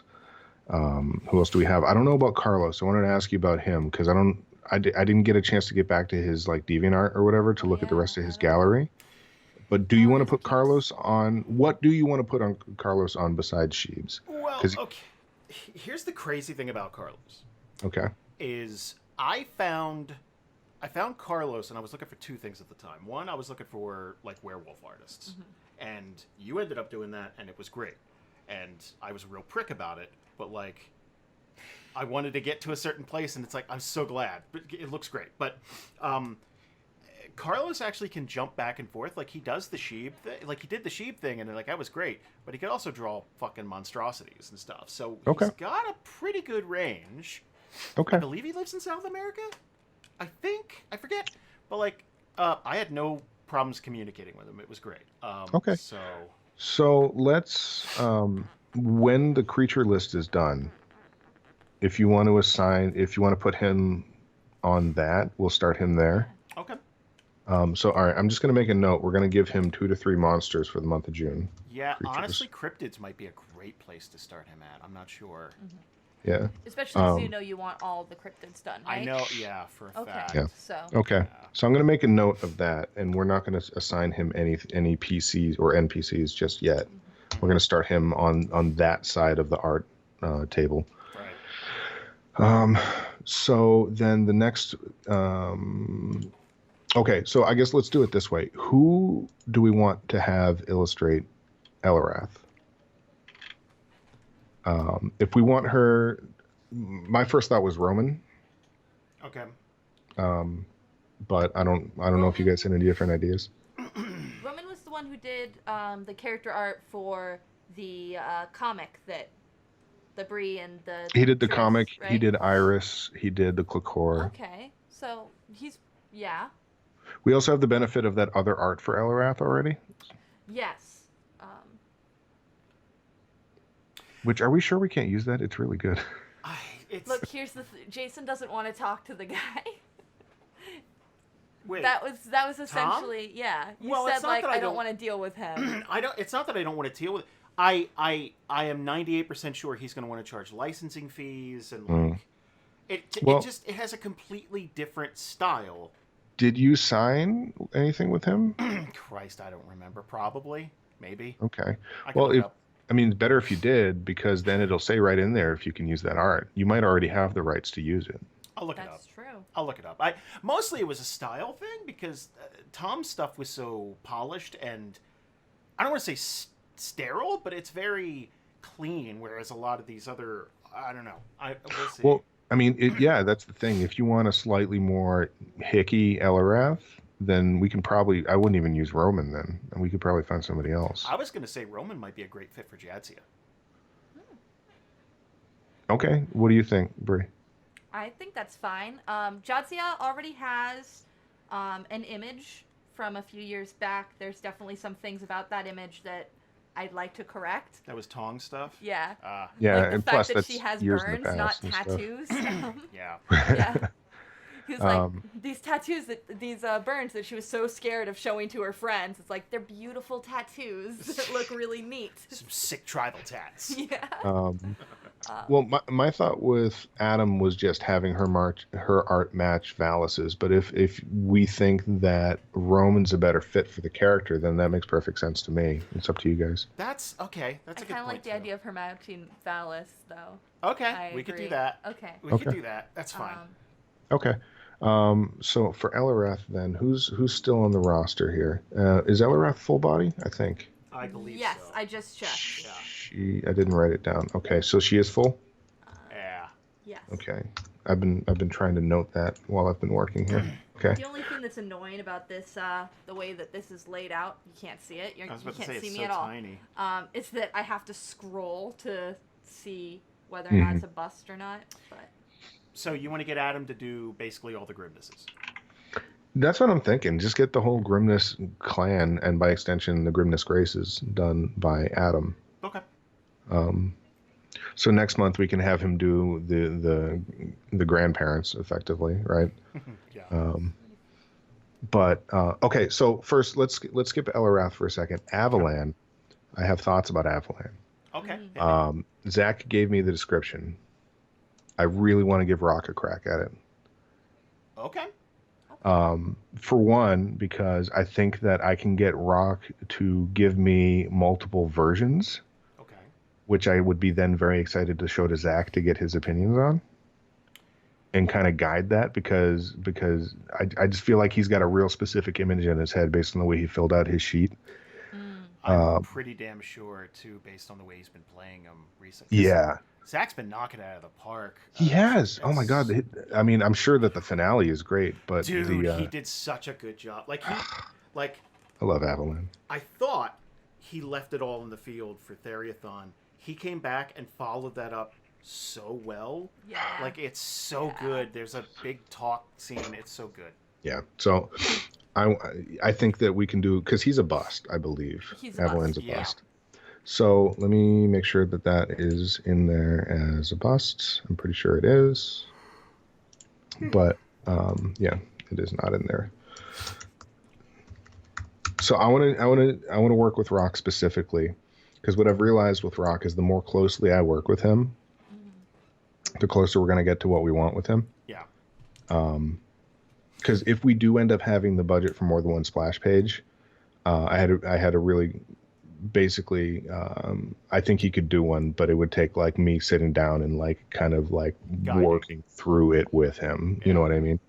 So, because he's very excitable. I don't know if you've seen any of his responses to my like group emails. Yeah. I did. Okay. I got to tell you. Okay, so there was one.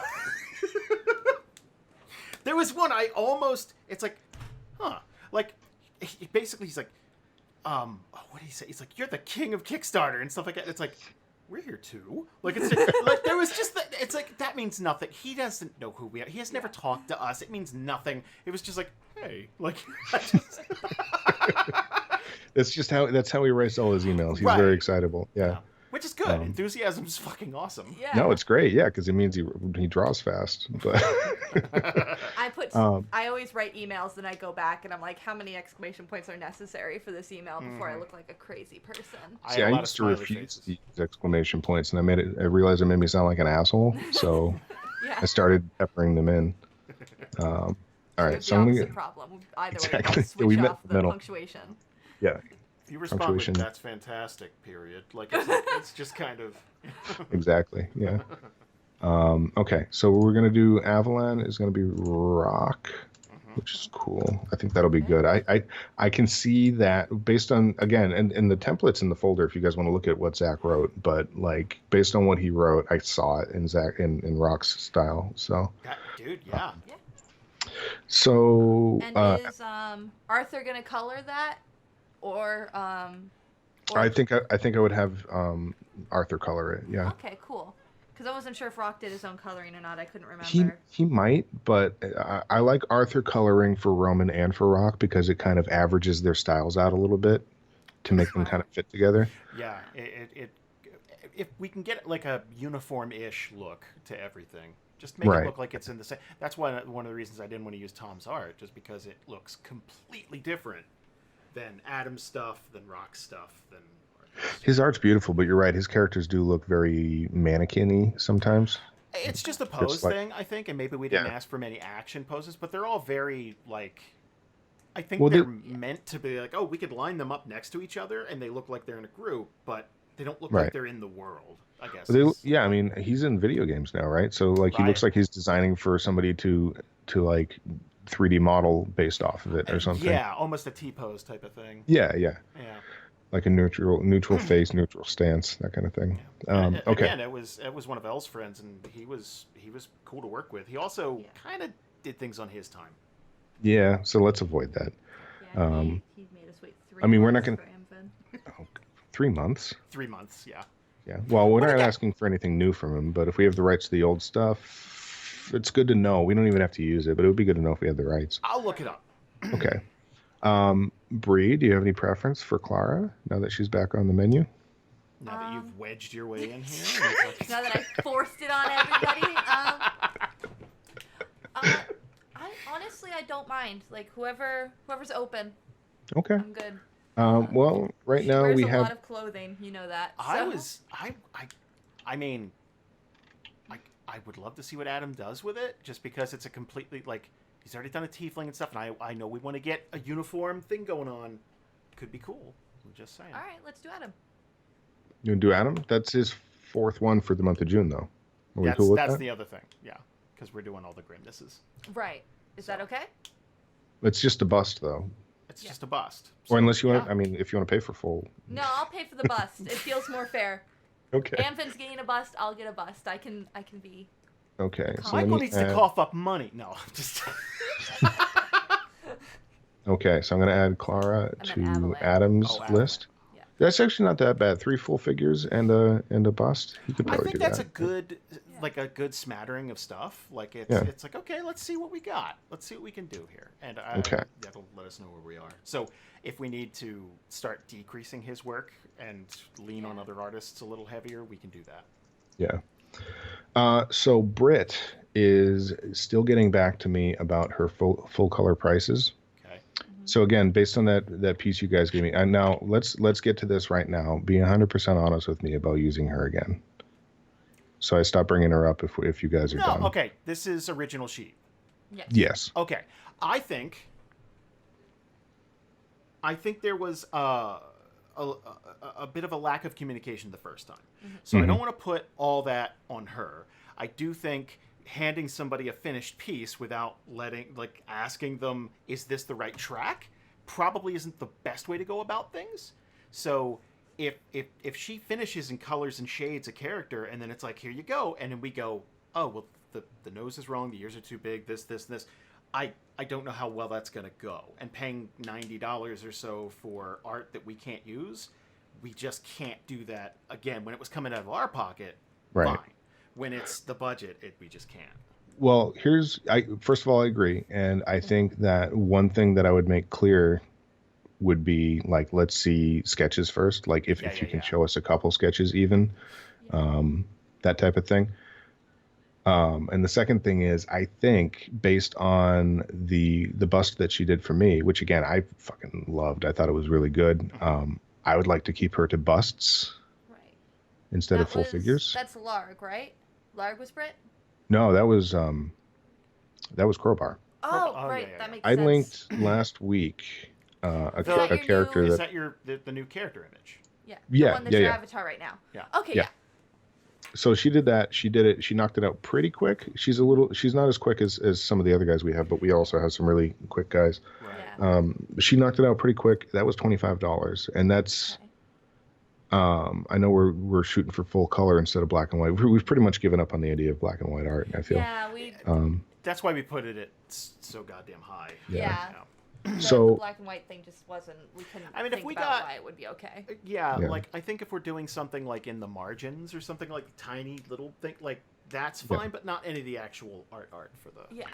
So, she said that she doesn't generally do, because she did that with colored pencils. That's all manual. That's not digital. Okay. She said that she doesn't usually do full color for colored pencils. She usually does that digitally, but that. Since I asked about her full color for colored pencils, she was going to throw something together and get it to me. Okay. So I'm waiting for a package from her with an example of a full color colored pencil bust, a full color Photoshop digital bust, and prices for each. Okay. And if we don't like the way those look, or if we don't like the prices for them, we can always have her do just black pencils and have one of the other guys color it. That's what I was thinking. The only thing is, with the one that you had commissioned, while it's gorgeous as its own, like sitting next to the image we're about to have of Avalan and the image we're about to have of Malchus, it might be a little jarring if it were colored pencil the whole way through.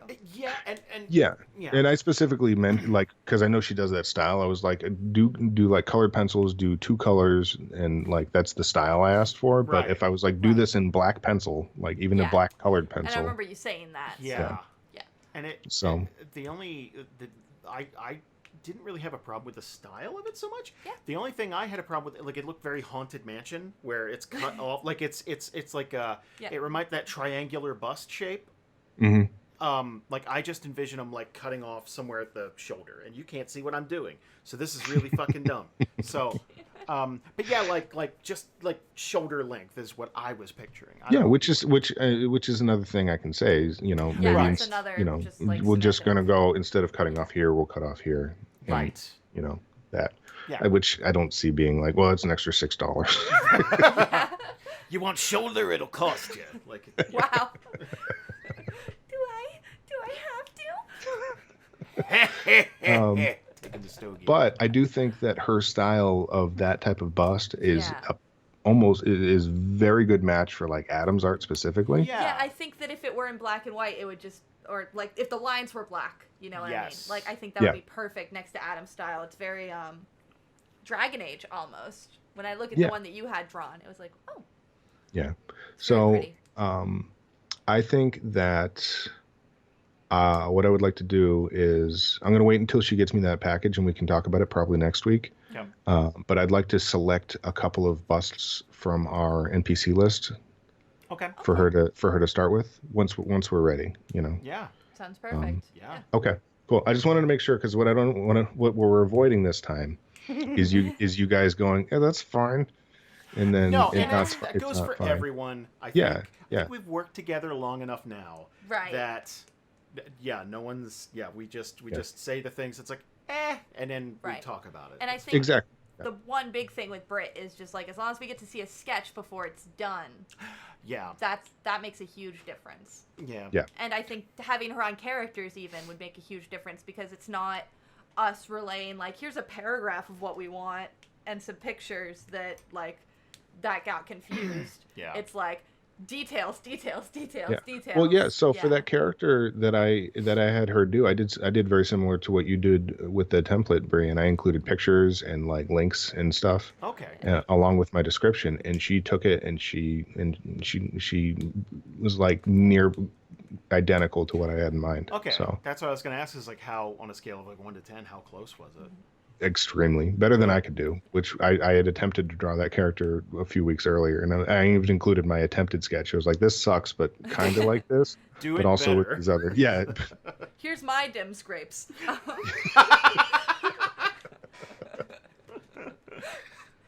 So okay, good. What I think we should do is just identify a couple of busts, and we'll ease her back into the artist pool that way. All right. But we'll wait until she gets back to me with that information. I can give you Jadzia very quickly, by the way, because I think I still have all the information from the first time I commissioned. I just have to change what she's wearing because she's not a fighter anymore. So she doesn't wear like the Lolita armor that I came up with in 2014. Do you guys want me to work with Adam, or are you going to continue to work with Adam the way you did for the preview? At the very least, I want to CC you and everything so you can see what's going on. Yeah. Both of you guys. I mean, I'm fine with talking to Adam. Okay. Because I've been doing it up until now, and I don't see where that's going to be a problem. But if you're more comfortable with me just handing him over. No, it's not that. I just think in terms of workload. Give me Adam.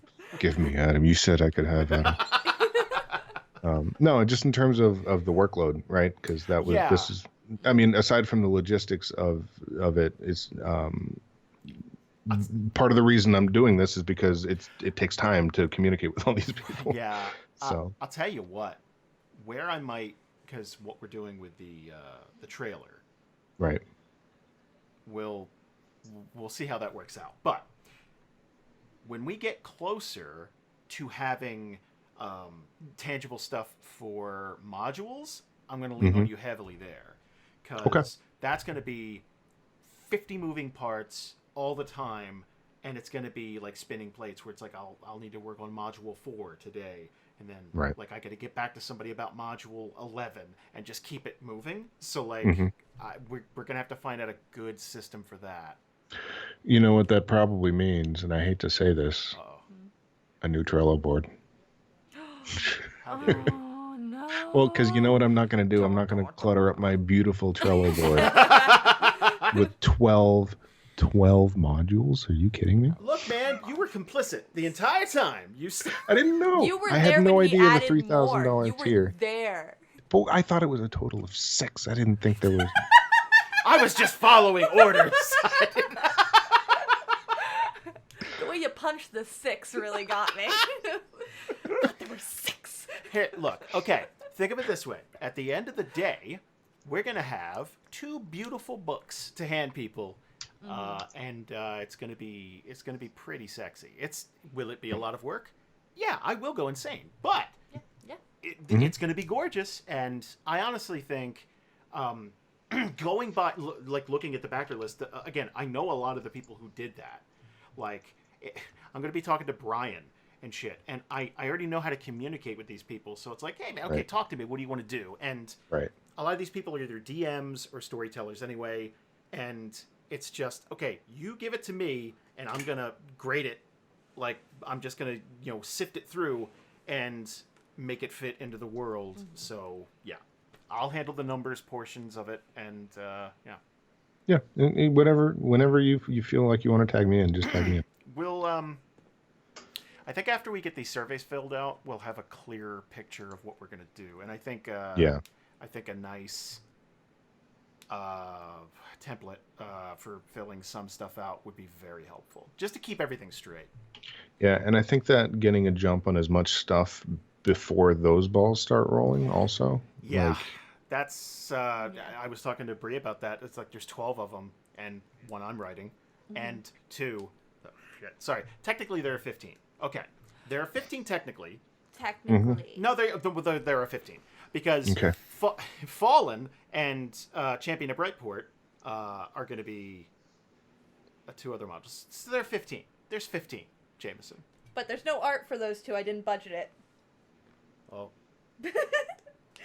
Just reuse the picture of Darmok. Yeah. And Lauren, there, we got 2. Jameson, you're worrying me. Oh, man. Flip my computer. No, it's 8 years old. All right, so 17. If we're counting, no, I'm just no. All right, 36. 36 simple modules. So, yeah. Here's what I'm going to say for the sanity of everybody involved right now. Yep. Is that we are going to spend this summer in this quote unquote hiatus. Yeah. Knocking out big chunks of this book, as big as we can reasonably do. Right? Oh, absolutely. Mm-hmm. And then there's Dragon Con, which I'd actually, something that I was going to talk about. It's been 2 hours, but the August to-do list is going to be deliberately a little bit lighter because Dragon Con, right? That's very smart. I like that. I strongly nominate that no work beyond surveys and like phone calls, no work begins on these modules until after Dragon Con. I agree. Let's focus on the book as the biggest bite of it we can take before Dragon Con. When we get back, we can recover, reconnoiter, get back to work on the book, and then start folding in the modules gradually. Because if we try to like tackle everything, at least one of us is going to be dead. No, and I completely agree. I think it's better to finish one project rather than start a dozen. So we'll have June and July to really work on stuff. The show would be coming back as we're at Dragon Con. So we'll be recording, we'll be editing, we'll be prepping stuff, and then I got to prep Dragon Con stuff. We're going to be doing that. But June and July, be able to tell people on stage, like, hey, episode 1 just dropped this Monday. Like, and one of the hardest things, we're going to have to work with Michael about something, because Michael wants to update a lot of the module stuff for Fantasy Grounds and maybe a Roll20 version. Okay. So he's going to be asking for some stuff there, and we got to write a recap for Arc 2. Okay. That'll be so much easier than the first arc, though. Yeah. And maybe we can work with someone else. Maybe we can work with Steve and the gang. I don't know. Yeah, I mean, I'm not doing any writing for this book yet. I can help with that stuff. Oh, like that. Christ, dude, tag in. Yeah, I mean, again, seriously, tell me where you need me, because I can help with writing too. Like, if there's any lore that I can even, I mean, I know you two are in the same house, and Bree can just like turn around and ask you questions. But if there's any of these items, I can help with too. And that's one of the things I wanted to talk to you about with the modules, because I've done a few of these now, and I've learned a hell of a lot of stuff. One, writing modules for 5e, way fucking easier than doing it for 40. And I could show you the modules that we've done so far to kind of give you a taste of what, what we did right and what we did wrong. So I think when we're actually at the stage of putting together these modules, we could do these in 3 stages. Like 1, we get a general idea and the beats to hit. 2, we kind of write out beginning, middle, end, just kind of like doop, and stats for things that we might need. And then 3 is the actual writing it out, getting a couple of pieces of artwork done. Okay. Yeah, I think that's a reasonable way to break it up. Yeah. Times 15. Yeah, okay. There's a little bit of judgment in your voice. Well, no, it's what you heard was dread. No, and here's the thing. I think you're absolutely right in that we can take this summer and we can take a huge chunk out of this book, because towns and cities are done. Yeah. And I mean, a lot of it is except little. For Umaniro. Well, except for Umaniro, we got to get that done. Umaniro, but that's the last one of what, 20? Yeah, about. So towns and cities are definitely one of the biggest landmarks sections. And forests and stuff, those are paragraphs, which is one of the reasons I was going down the regions. Yeah. Was just like, I feel like I could just knock these out of the park if I just give myself a day a week. Yeah, unless it's a particularly like we did Drock's Tomb and stuff like that. Yeah, That's or like Betrayal Ridge, right? Like those ones. The meatier ones that have like a lot of history tied to it. Again, that's still not as much as the towns and cities, which require maps, NPCs, history, government, all that stuff, and all that's done. So I think you're right. I think by the time we get to August, a lot of this shit will be whittled down. I'm also going to think about something I'm thinking about, and I don't know what to do about it yet, but because initially my approach to organizing this whole thing was like, let's keep the writing kind of on track with the art so that things are kind of marching together down the line, and we're like, it's very orderly right now. Part of me is like, let's just write everything we can this summer. I kind of agree with that because, first of all, with the hiatus, Jason and I, this is when we are going to have time. Yeah, we could start sprinting. When the show's running and Patreon and the book? Yeah. So here's what we're going to do. New plan. Ready? Okay. What we're going to do is I'm going to continue to kind of structure things with a few months at a time, like the way I've got it here. I've got June, July, and August, right? That's how far in the future I can reasonably see with what we've got. If you get through June and it's June 8th, start on July. Yeah, that's... and then start on August, and then start pulling stuff over from the last column. And if all that's left in June is like arts and maps, then that's what's left, and we pulled out everything else forward. But I'm going to continue to sort of pick stuff out for each month. Yeah, do that as like and I guess we'll treat it as like at least this, but maybe more. Right. Yeah, I think that's the perfect way to go about it. And I think Bree's going to be much more even keel. Like, she'll probably be gobbling these up. It's like boom, boom, boom. Whereas mine's going to be peaks and valleys because, like, diseases are going to take a while because there's a lot of mechanics and tables and stuff to go in there.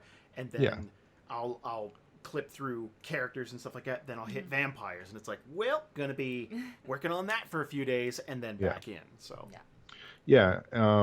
I think the one thing that will help us, and I have this in the June docket, is the continental history, the big one, the chapter 1 history. Right? That overview for the entire continent, and then history for the entire continent, because and I made notes to this effect in the Overdale notes that I made today.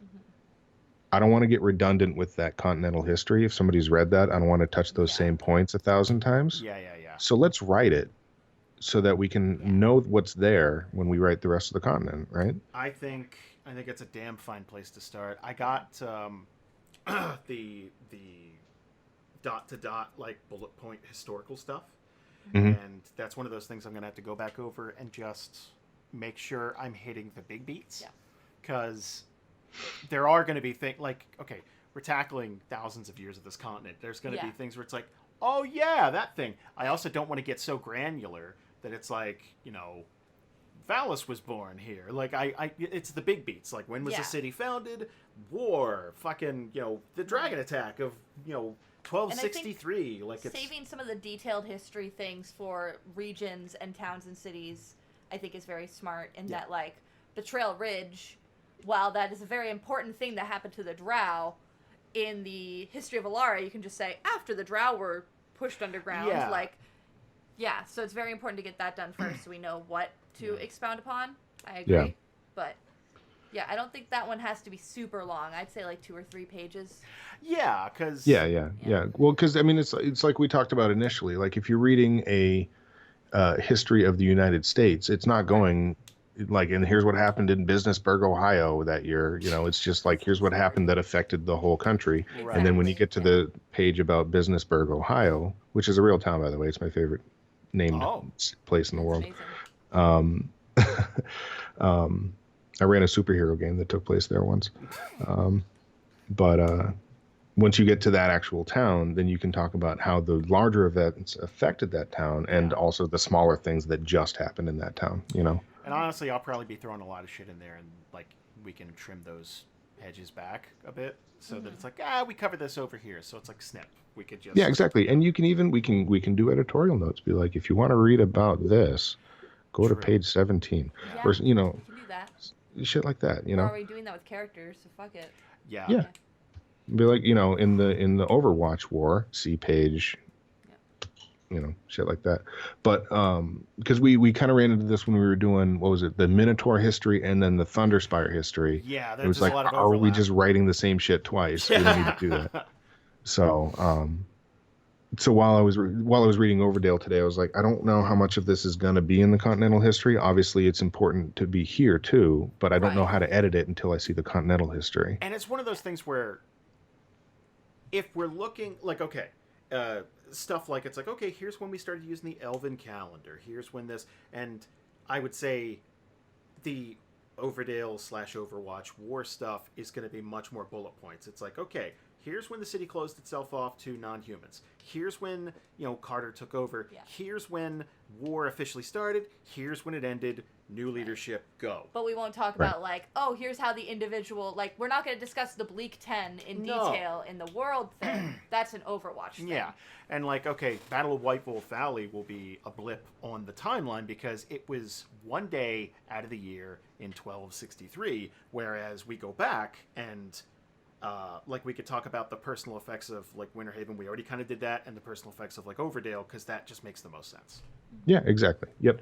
I think we're on the same page. I just think it's hard to imagine because we're writing these in such piecemeal articles. Right. Yeah. So, but again, I think it'll be just like the pitch where there'll be 600 Word documents, and then all of a sudden it'll look like a thing.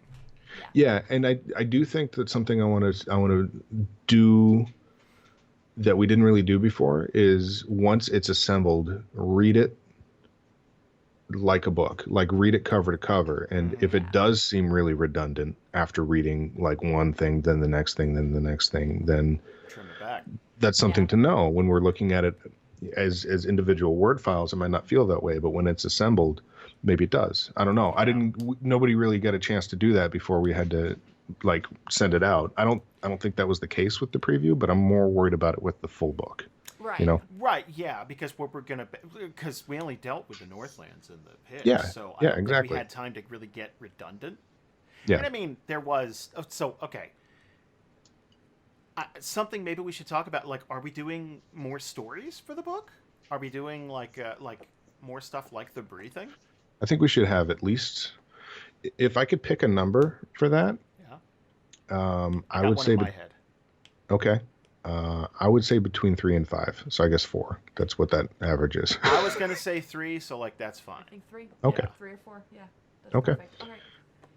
Yeah. So, and that's, I do have an item in there for us, deciding on what those are going to be. I don't think we're quite there yet, but if you guys have stuff that you want to write, or that you have halfway written, or that you've talked about or whatever, I have one for the next Kickstarter book. How about that? Was it the Thantos story? Yeah. Okay. Yeah. Shit, let's do it. Yeah. No, that's for later.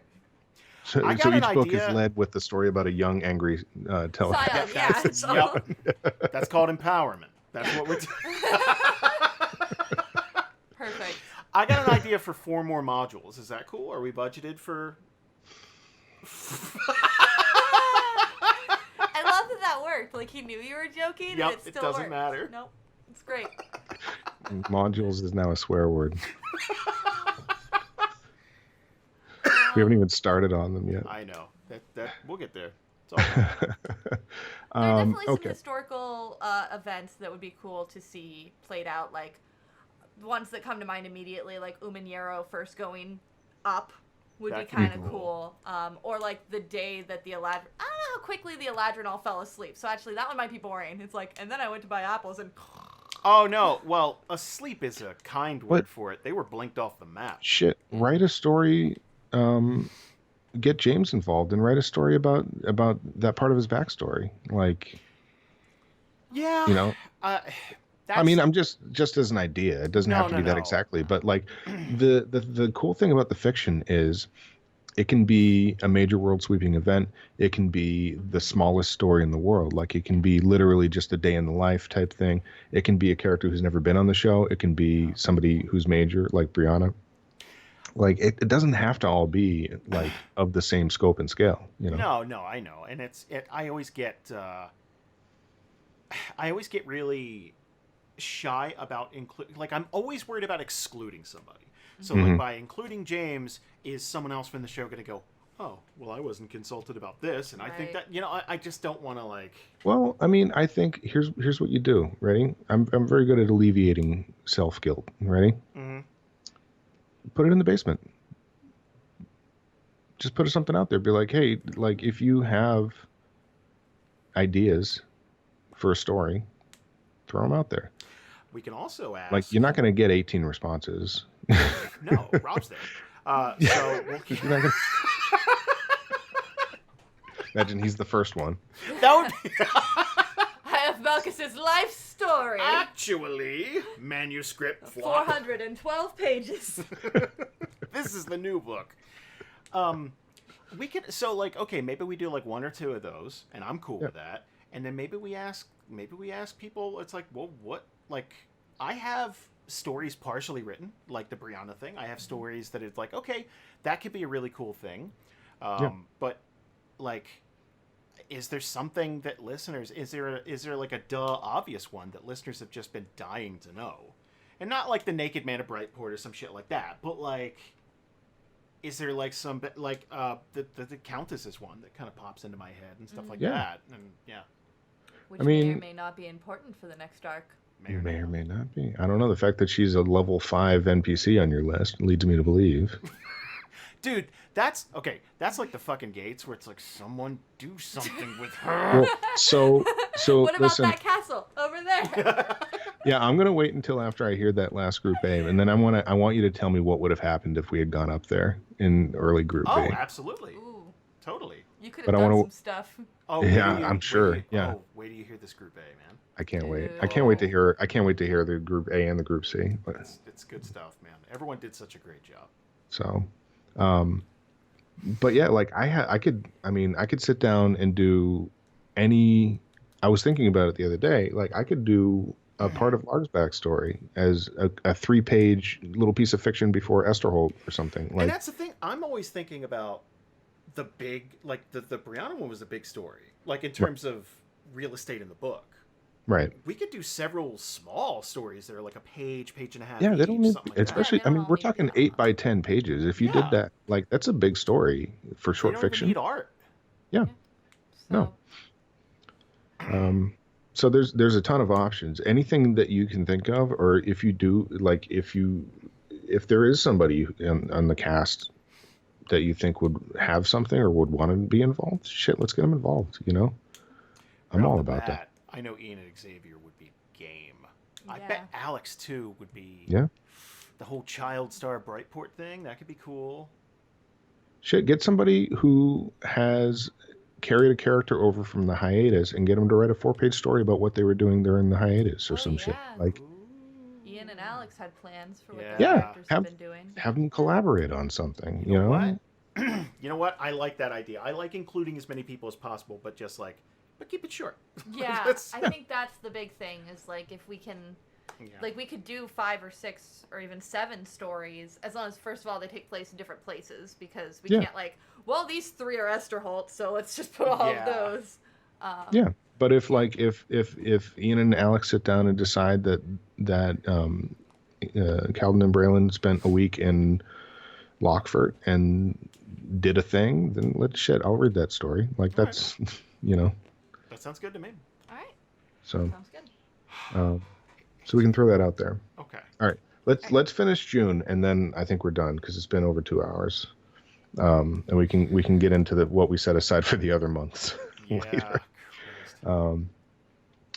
So the Alara overview, the Alara history, the Alara timeline are the big things that I went ahead and threw, because the sooner we get those done, the better they'll be as a reference point for the rest of the book, right? Yep. 10,000 Horns.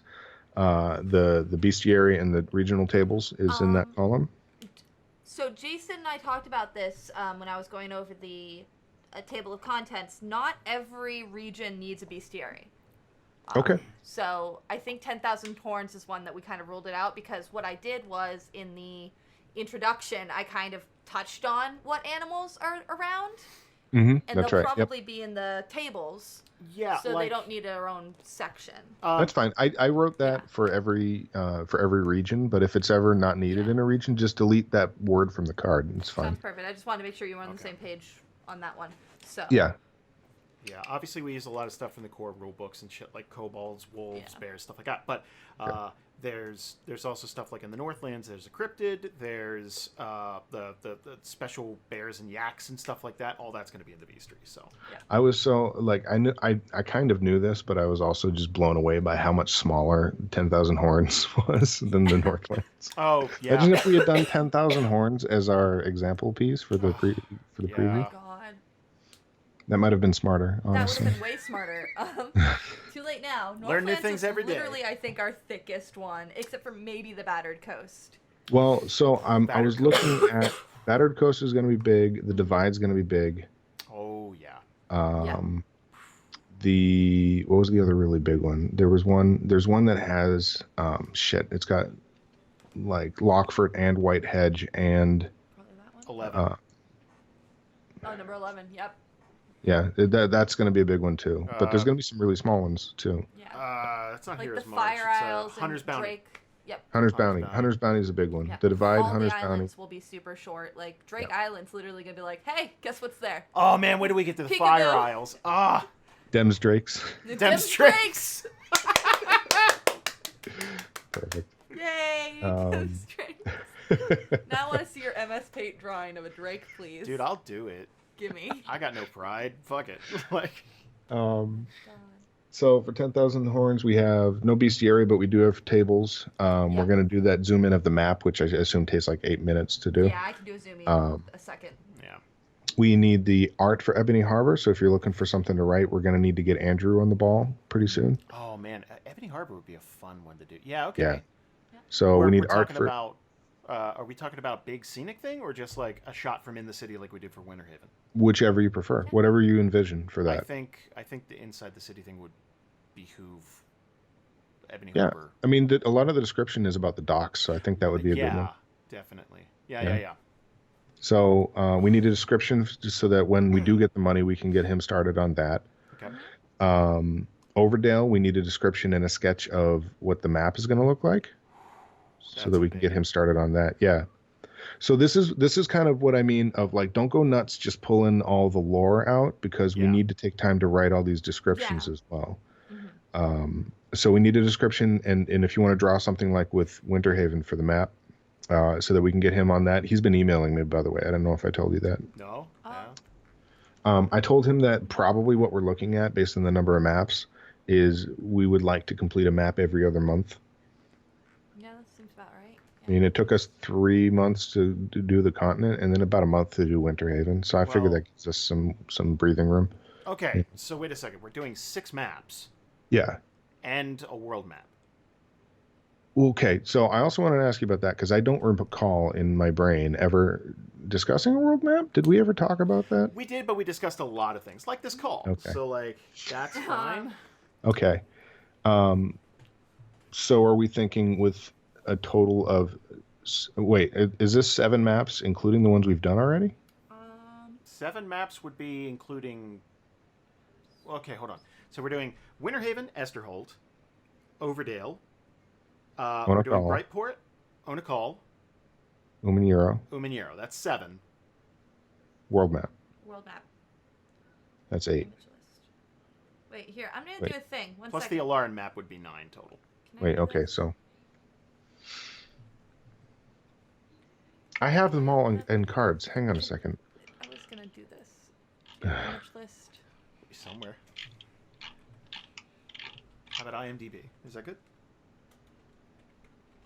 Why don't you use the thing the way I use it, Jason? I don't know. I'll try to be more considerate. Hey, at least that links to the setting book. That makes me feel better. Art and images. There's also a link up there you could have just clicked on without. Well, I don't do it that way. So if you go to the image list now, you can actually sort everything. So let me sort this. So by type, and then if I go down, it should have map. So there's all the maps right there: Arash, Umanero, Esterholt, Titan Shard Bunker, Winterhaven, Brightport, Onakal, Overdale. So Titan Shard Bunker is in there too, though. Whoa, I made a note. That reminds me. Are we going to try to find somebody for, like, I assume that would be a dungeon map, right? That's that's a dungeon map. And that's, I put world map under somewhere separate. So. We are budgeted for a world map. Okay, yes, we are. Sweet. Okay. I'll get rid of the word world. That way so every other month might be too loose. It might be really loose. Okay, but let's keep it that way for now, because I want to give him more time on the bigger ones. Okay. And then I think by the time we get to, like, Esterholt and Umanero, I think we'll be able to rip through those. Yeah. Okay. So that's 8 maps altogether that we haven't gotten done yet. All right. I will probably truncate that timetable with him a little bit. Because I was thinking, like, 5 maps. So. Yeah, that stretch goal's got up there. And Okay. Yeah, I'll talk to him about that. I think that it's more work for him. He's not going to complain. So yeah, and honestly, the city map went pretty smoothly. So as long as I bust out like a halfway decent diagram, and label where everything is, like, he was fantastic about. As long as I don't completely fucking misinterpret the basic shape of the city, then we'll be fine. Look, okay. if it makes you feel any better, there's only 2 square ones. And that's Winterhaven and Donhurst. I mean, like, from day one, though, I always assumed Winterhaven was round. I think I just used my mental image instead of reading things. Oh, that's fine.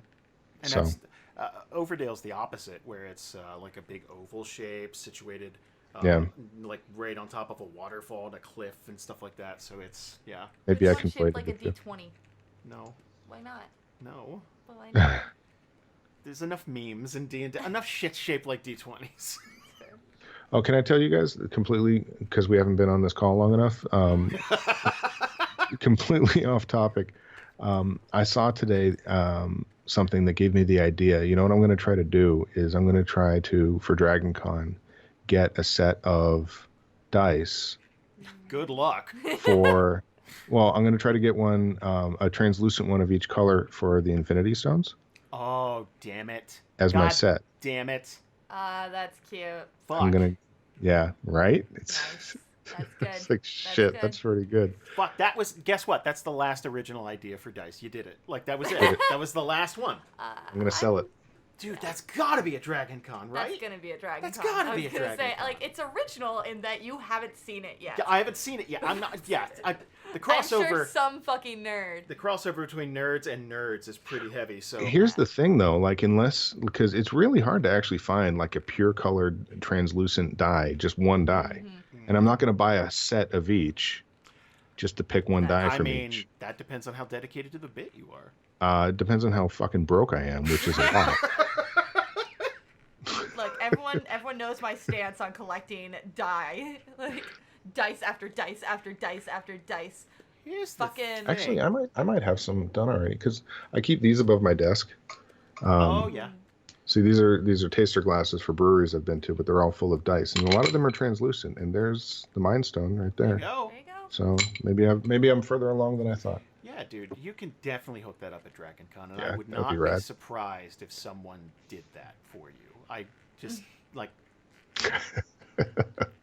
Anyway, so that was a thought I had today, actually earlier today. I was like, shit, that'd be cool, because I think the number works out about the same too. 6, right? 6 different shapes. Yeah. Yeah. There you go. All right, so let's finish this fucking list so we can. We're not having quesadillas tonight, are we?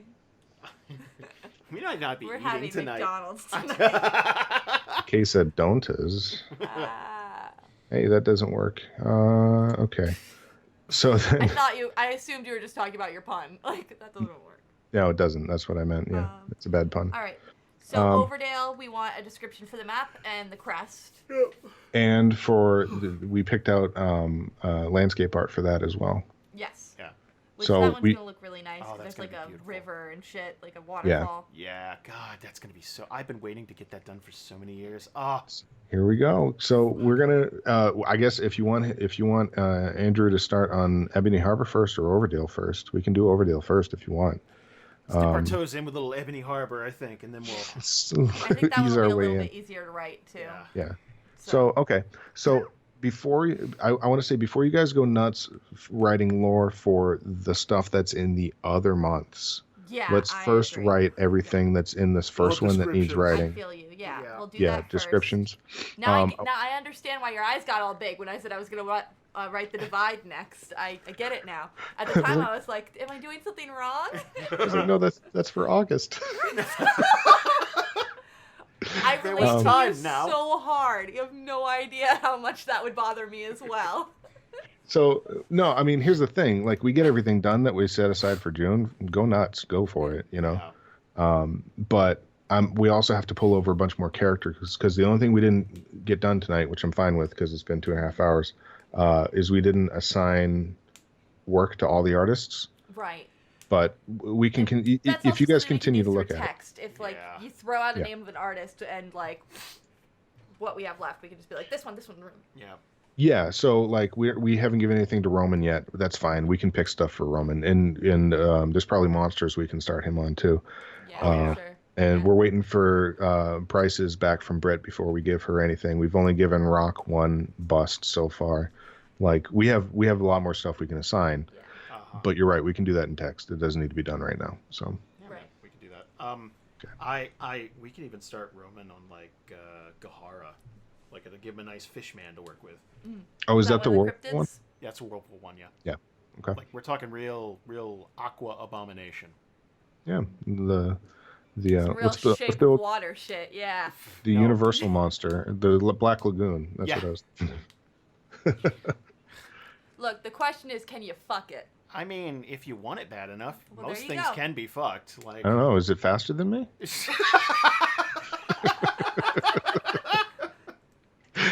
Now I picture like that Jesus lizard thing, like running away from you on top of the water. Being like a canoe paddling after it. I pictured Larg. He's all strung out on that drug. Bloodroot. The Tapong. Oh, right, yeah. That's the one you guys fucked with. Oh, boy. You guys got a drug? Dude, everyone's got drugs. Everyone's got drugs. I don't think Group C has drugs, but there was definitely a concern that if Santos ever found Bloodroot, you guys had she'd drugs. Make her heart explode. You just didn't pick them up. Oh, yeah, That's no. true. The plague? Yeah, no. The drugs weren't the plague. The plague was just a bonus. Yeah. Patreon Group 1 took those drugs and made a lot of money. Yeah, they did. Look, you know why no halflings burned to death on my group? It's because Clara's careful. That's also Patreon Group 1. I was about to say that the same person who sold those drugs and made a lot of money also burned to death and burned a lot of other people to death. So, I mean, you know, you win some, you lose some. All right. So I think that for the first meeting, since this Kickstarter has concluded, I actually feel really good about where we're at right now. I do too. Obviously, look, man, if you look at it as a whole, like say the 15 modules, there's a lot. Stop saying that. I want you to start adding numbers. You know, those 18 modules. Like just slowly, just like I'm not going to notice.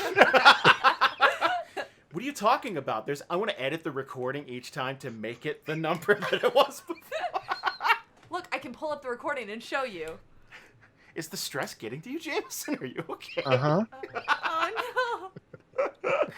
But no, I think if you pull out and look at it as a whole, yeah, it's a book. It's 2 books. It's 3 books with the art book. But I mean, it's still... The art book will be easy. It's 7 books. Be fair, 12 books. But it's totally doable when looking at it as like, oh, in a week we could bang out this, and this, and we'll actually have the time to focus on that and do it very, very soon. My fondest wish is that when we get into the quote-unquote hiatus, when there's at least fewer shows being produced over the summer, my fondest wish is that I will have a hard time keeping up with you guys. Oh, when we actually like when we can plug in like morning to night and not have to worry about editing the shows for the feed and all that stuff. And we could just like, oh God, dude. Yeah. What I would like to do for the summer is like get home from work, put the kids to bed, and then move everything up the Trello like 2 columns. Hell yeah. That would be awesome. By the time we get to Dragon Con, this will be a completely different list. Like, we'll be so far. Yeah. Jason and I have talked about it, and we'd like to have the majority of the writing done, if not all the writing done by Dragon Con. Yeah. That's our plan. Now, that's right up there with having the book done with Dragon Con, and I saw it on your face. But that's just pie in the sky, hopeful. Well, here's the thing. I mean, if you guys want to get nuts, let's get nuts. And I will. Fifth book, let's go. I tried to be. I tried to be ambitious but reasonable with these monthly and I think workloads. that's the way to go, because if we plan it to be a lot, I think that would be discouraging more than anything else. Like the first time we don't do it. But again, if it's June 8th and you guys have burned through the list I made for June and are like looking for more, then I'll load up July even more next time. It would be absolutely foolish of us not to move forward. Right. And just no, exactly. Yeah, but based on like the size chunks I'm taking in advance versus the size chunks we're actually taking in real life, it's going to change month to month based on what other work needs to be done, and everything else.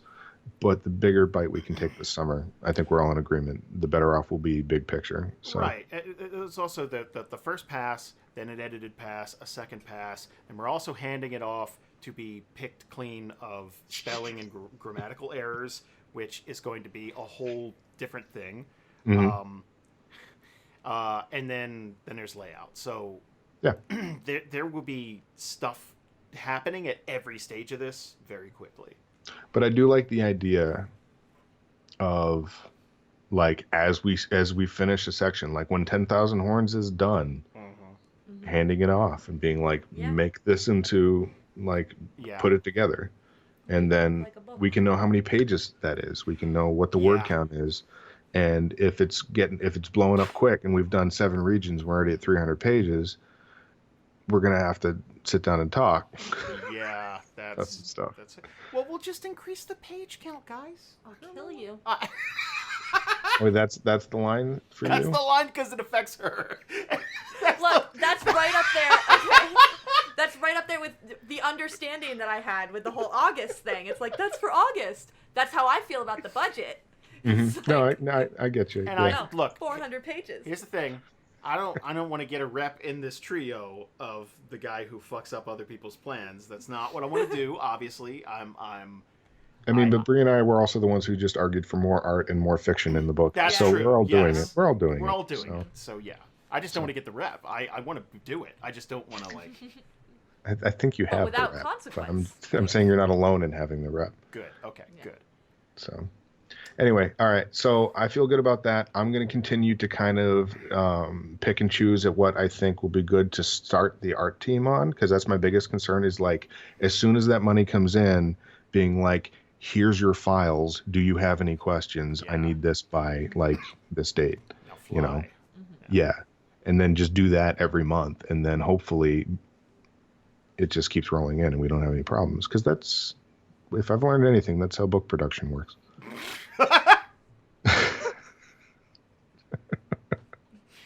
How does everyone feel about releasing this fucking beast of a video to backers and letting them know where we're at? I think, like, here's the thing. I want to accompany, it's like, here's the TLDR of this. If you would like to watch and see what it's like to put together a book, have at it. Are we showing that this is a whole 2.5 hour recording that's going out to people? Yeah, if they want it. If they want it, I guess. I'm sorry, everybody. I did not. Yeah, just give them unprecedented. It's like, hey, you want to be a fly in the wall for book stuff?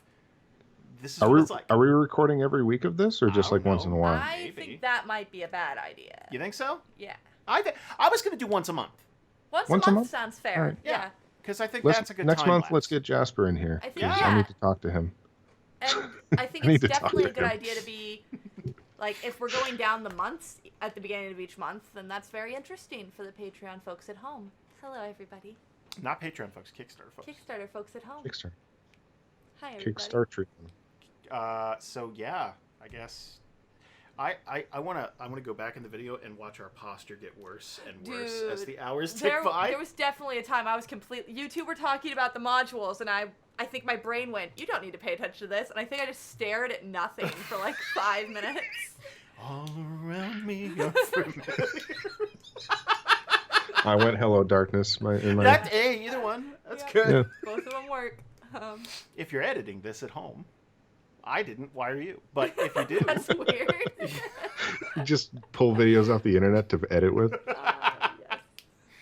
All right. I think we're looking pretty good, man. Yeah. So tomorrow I'm gonna finish up the I'm gonna finish up the Group C, and what I was telling Bree was I might start plowing ahead with episodes to get everything done that is going to be needed for June, so we can really focus on book stuff after that, if that makes sense.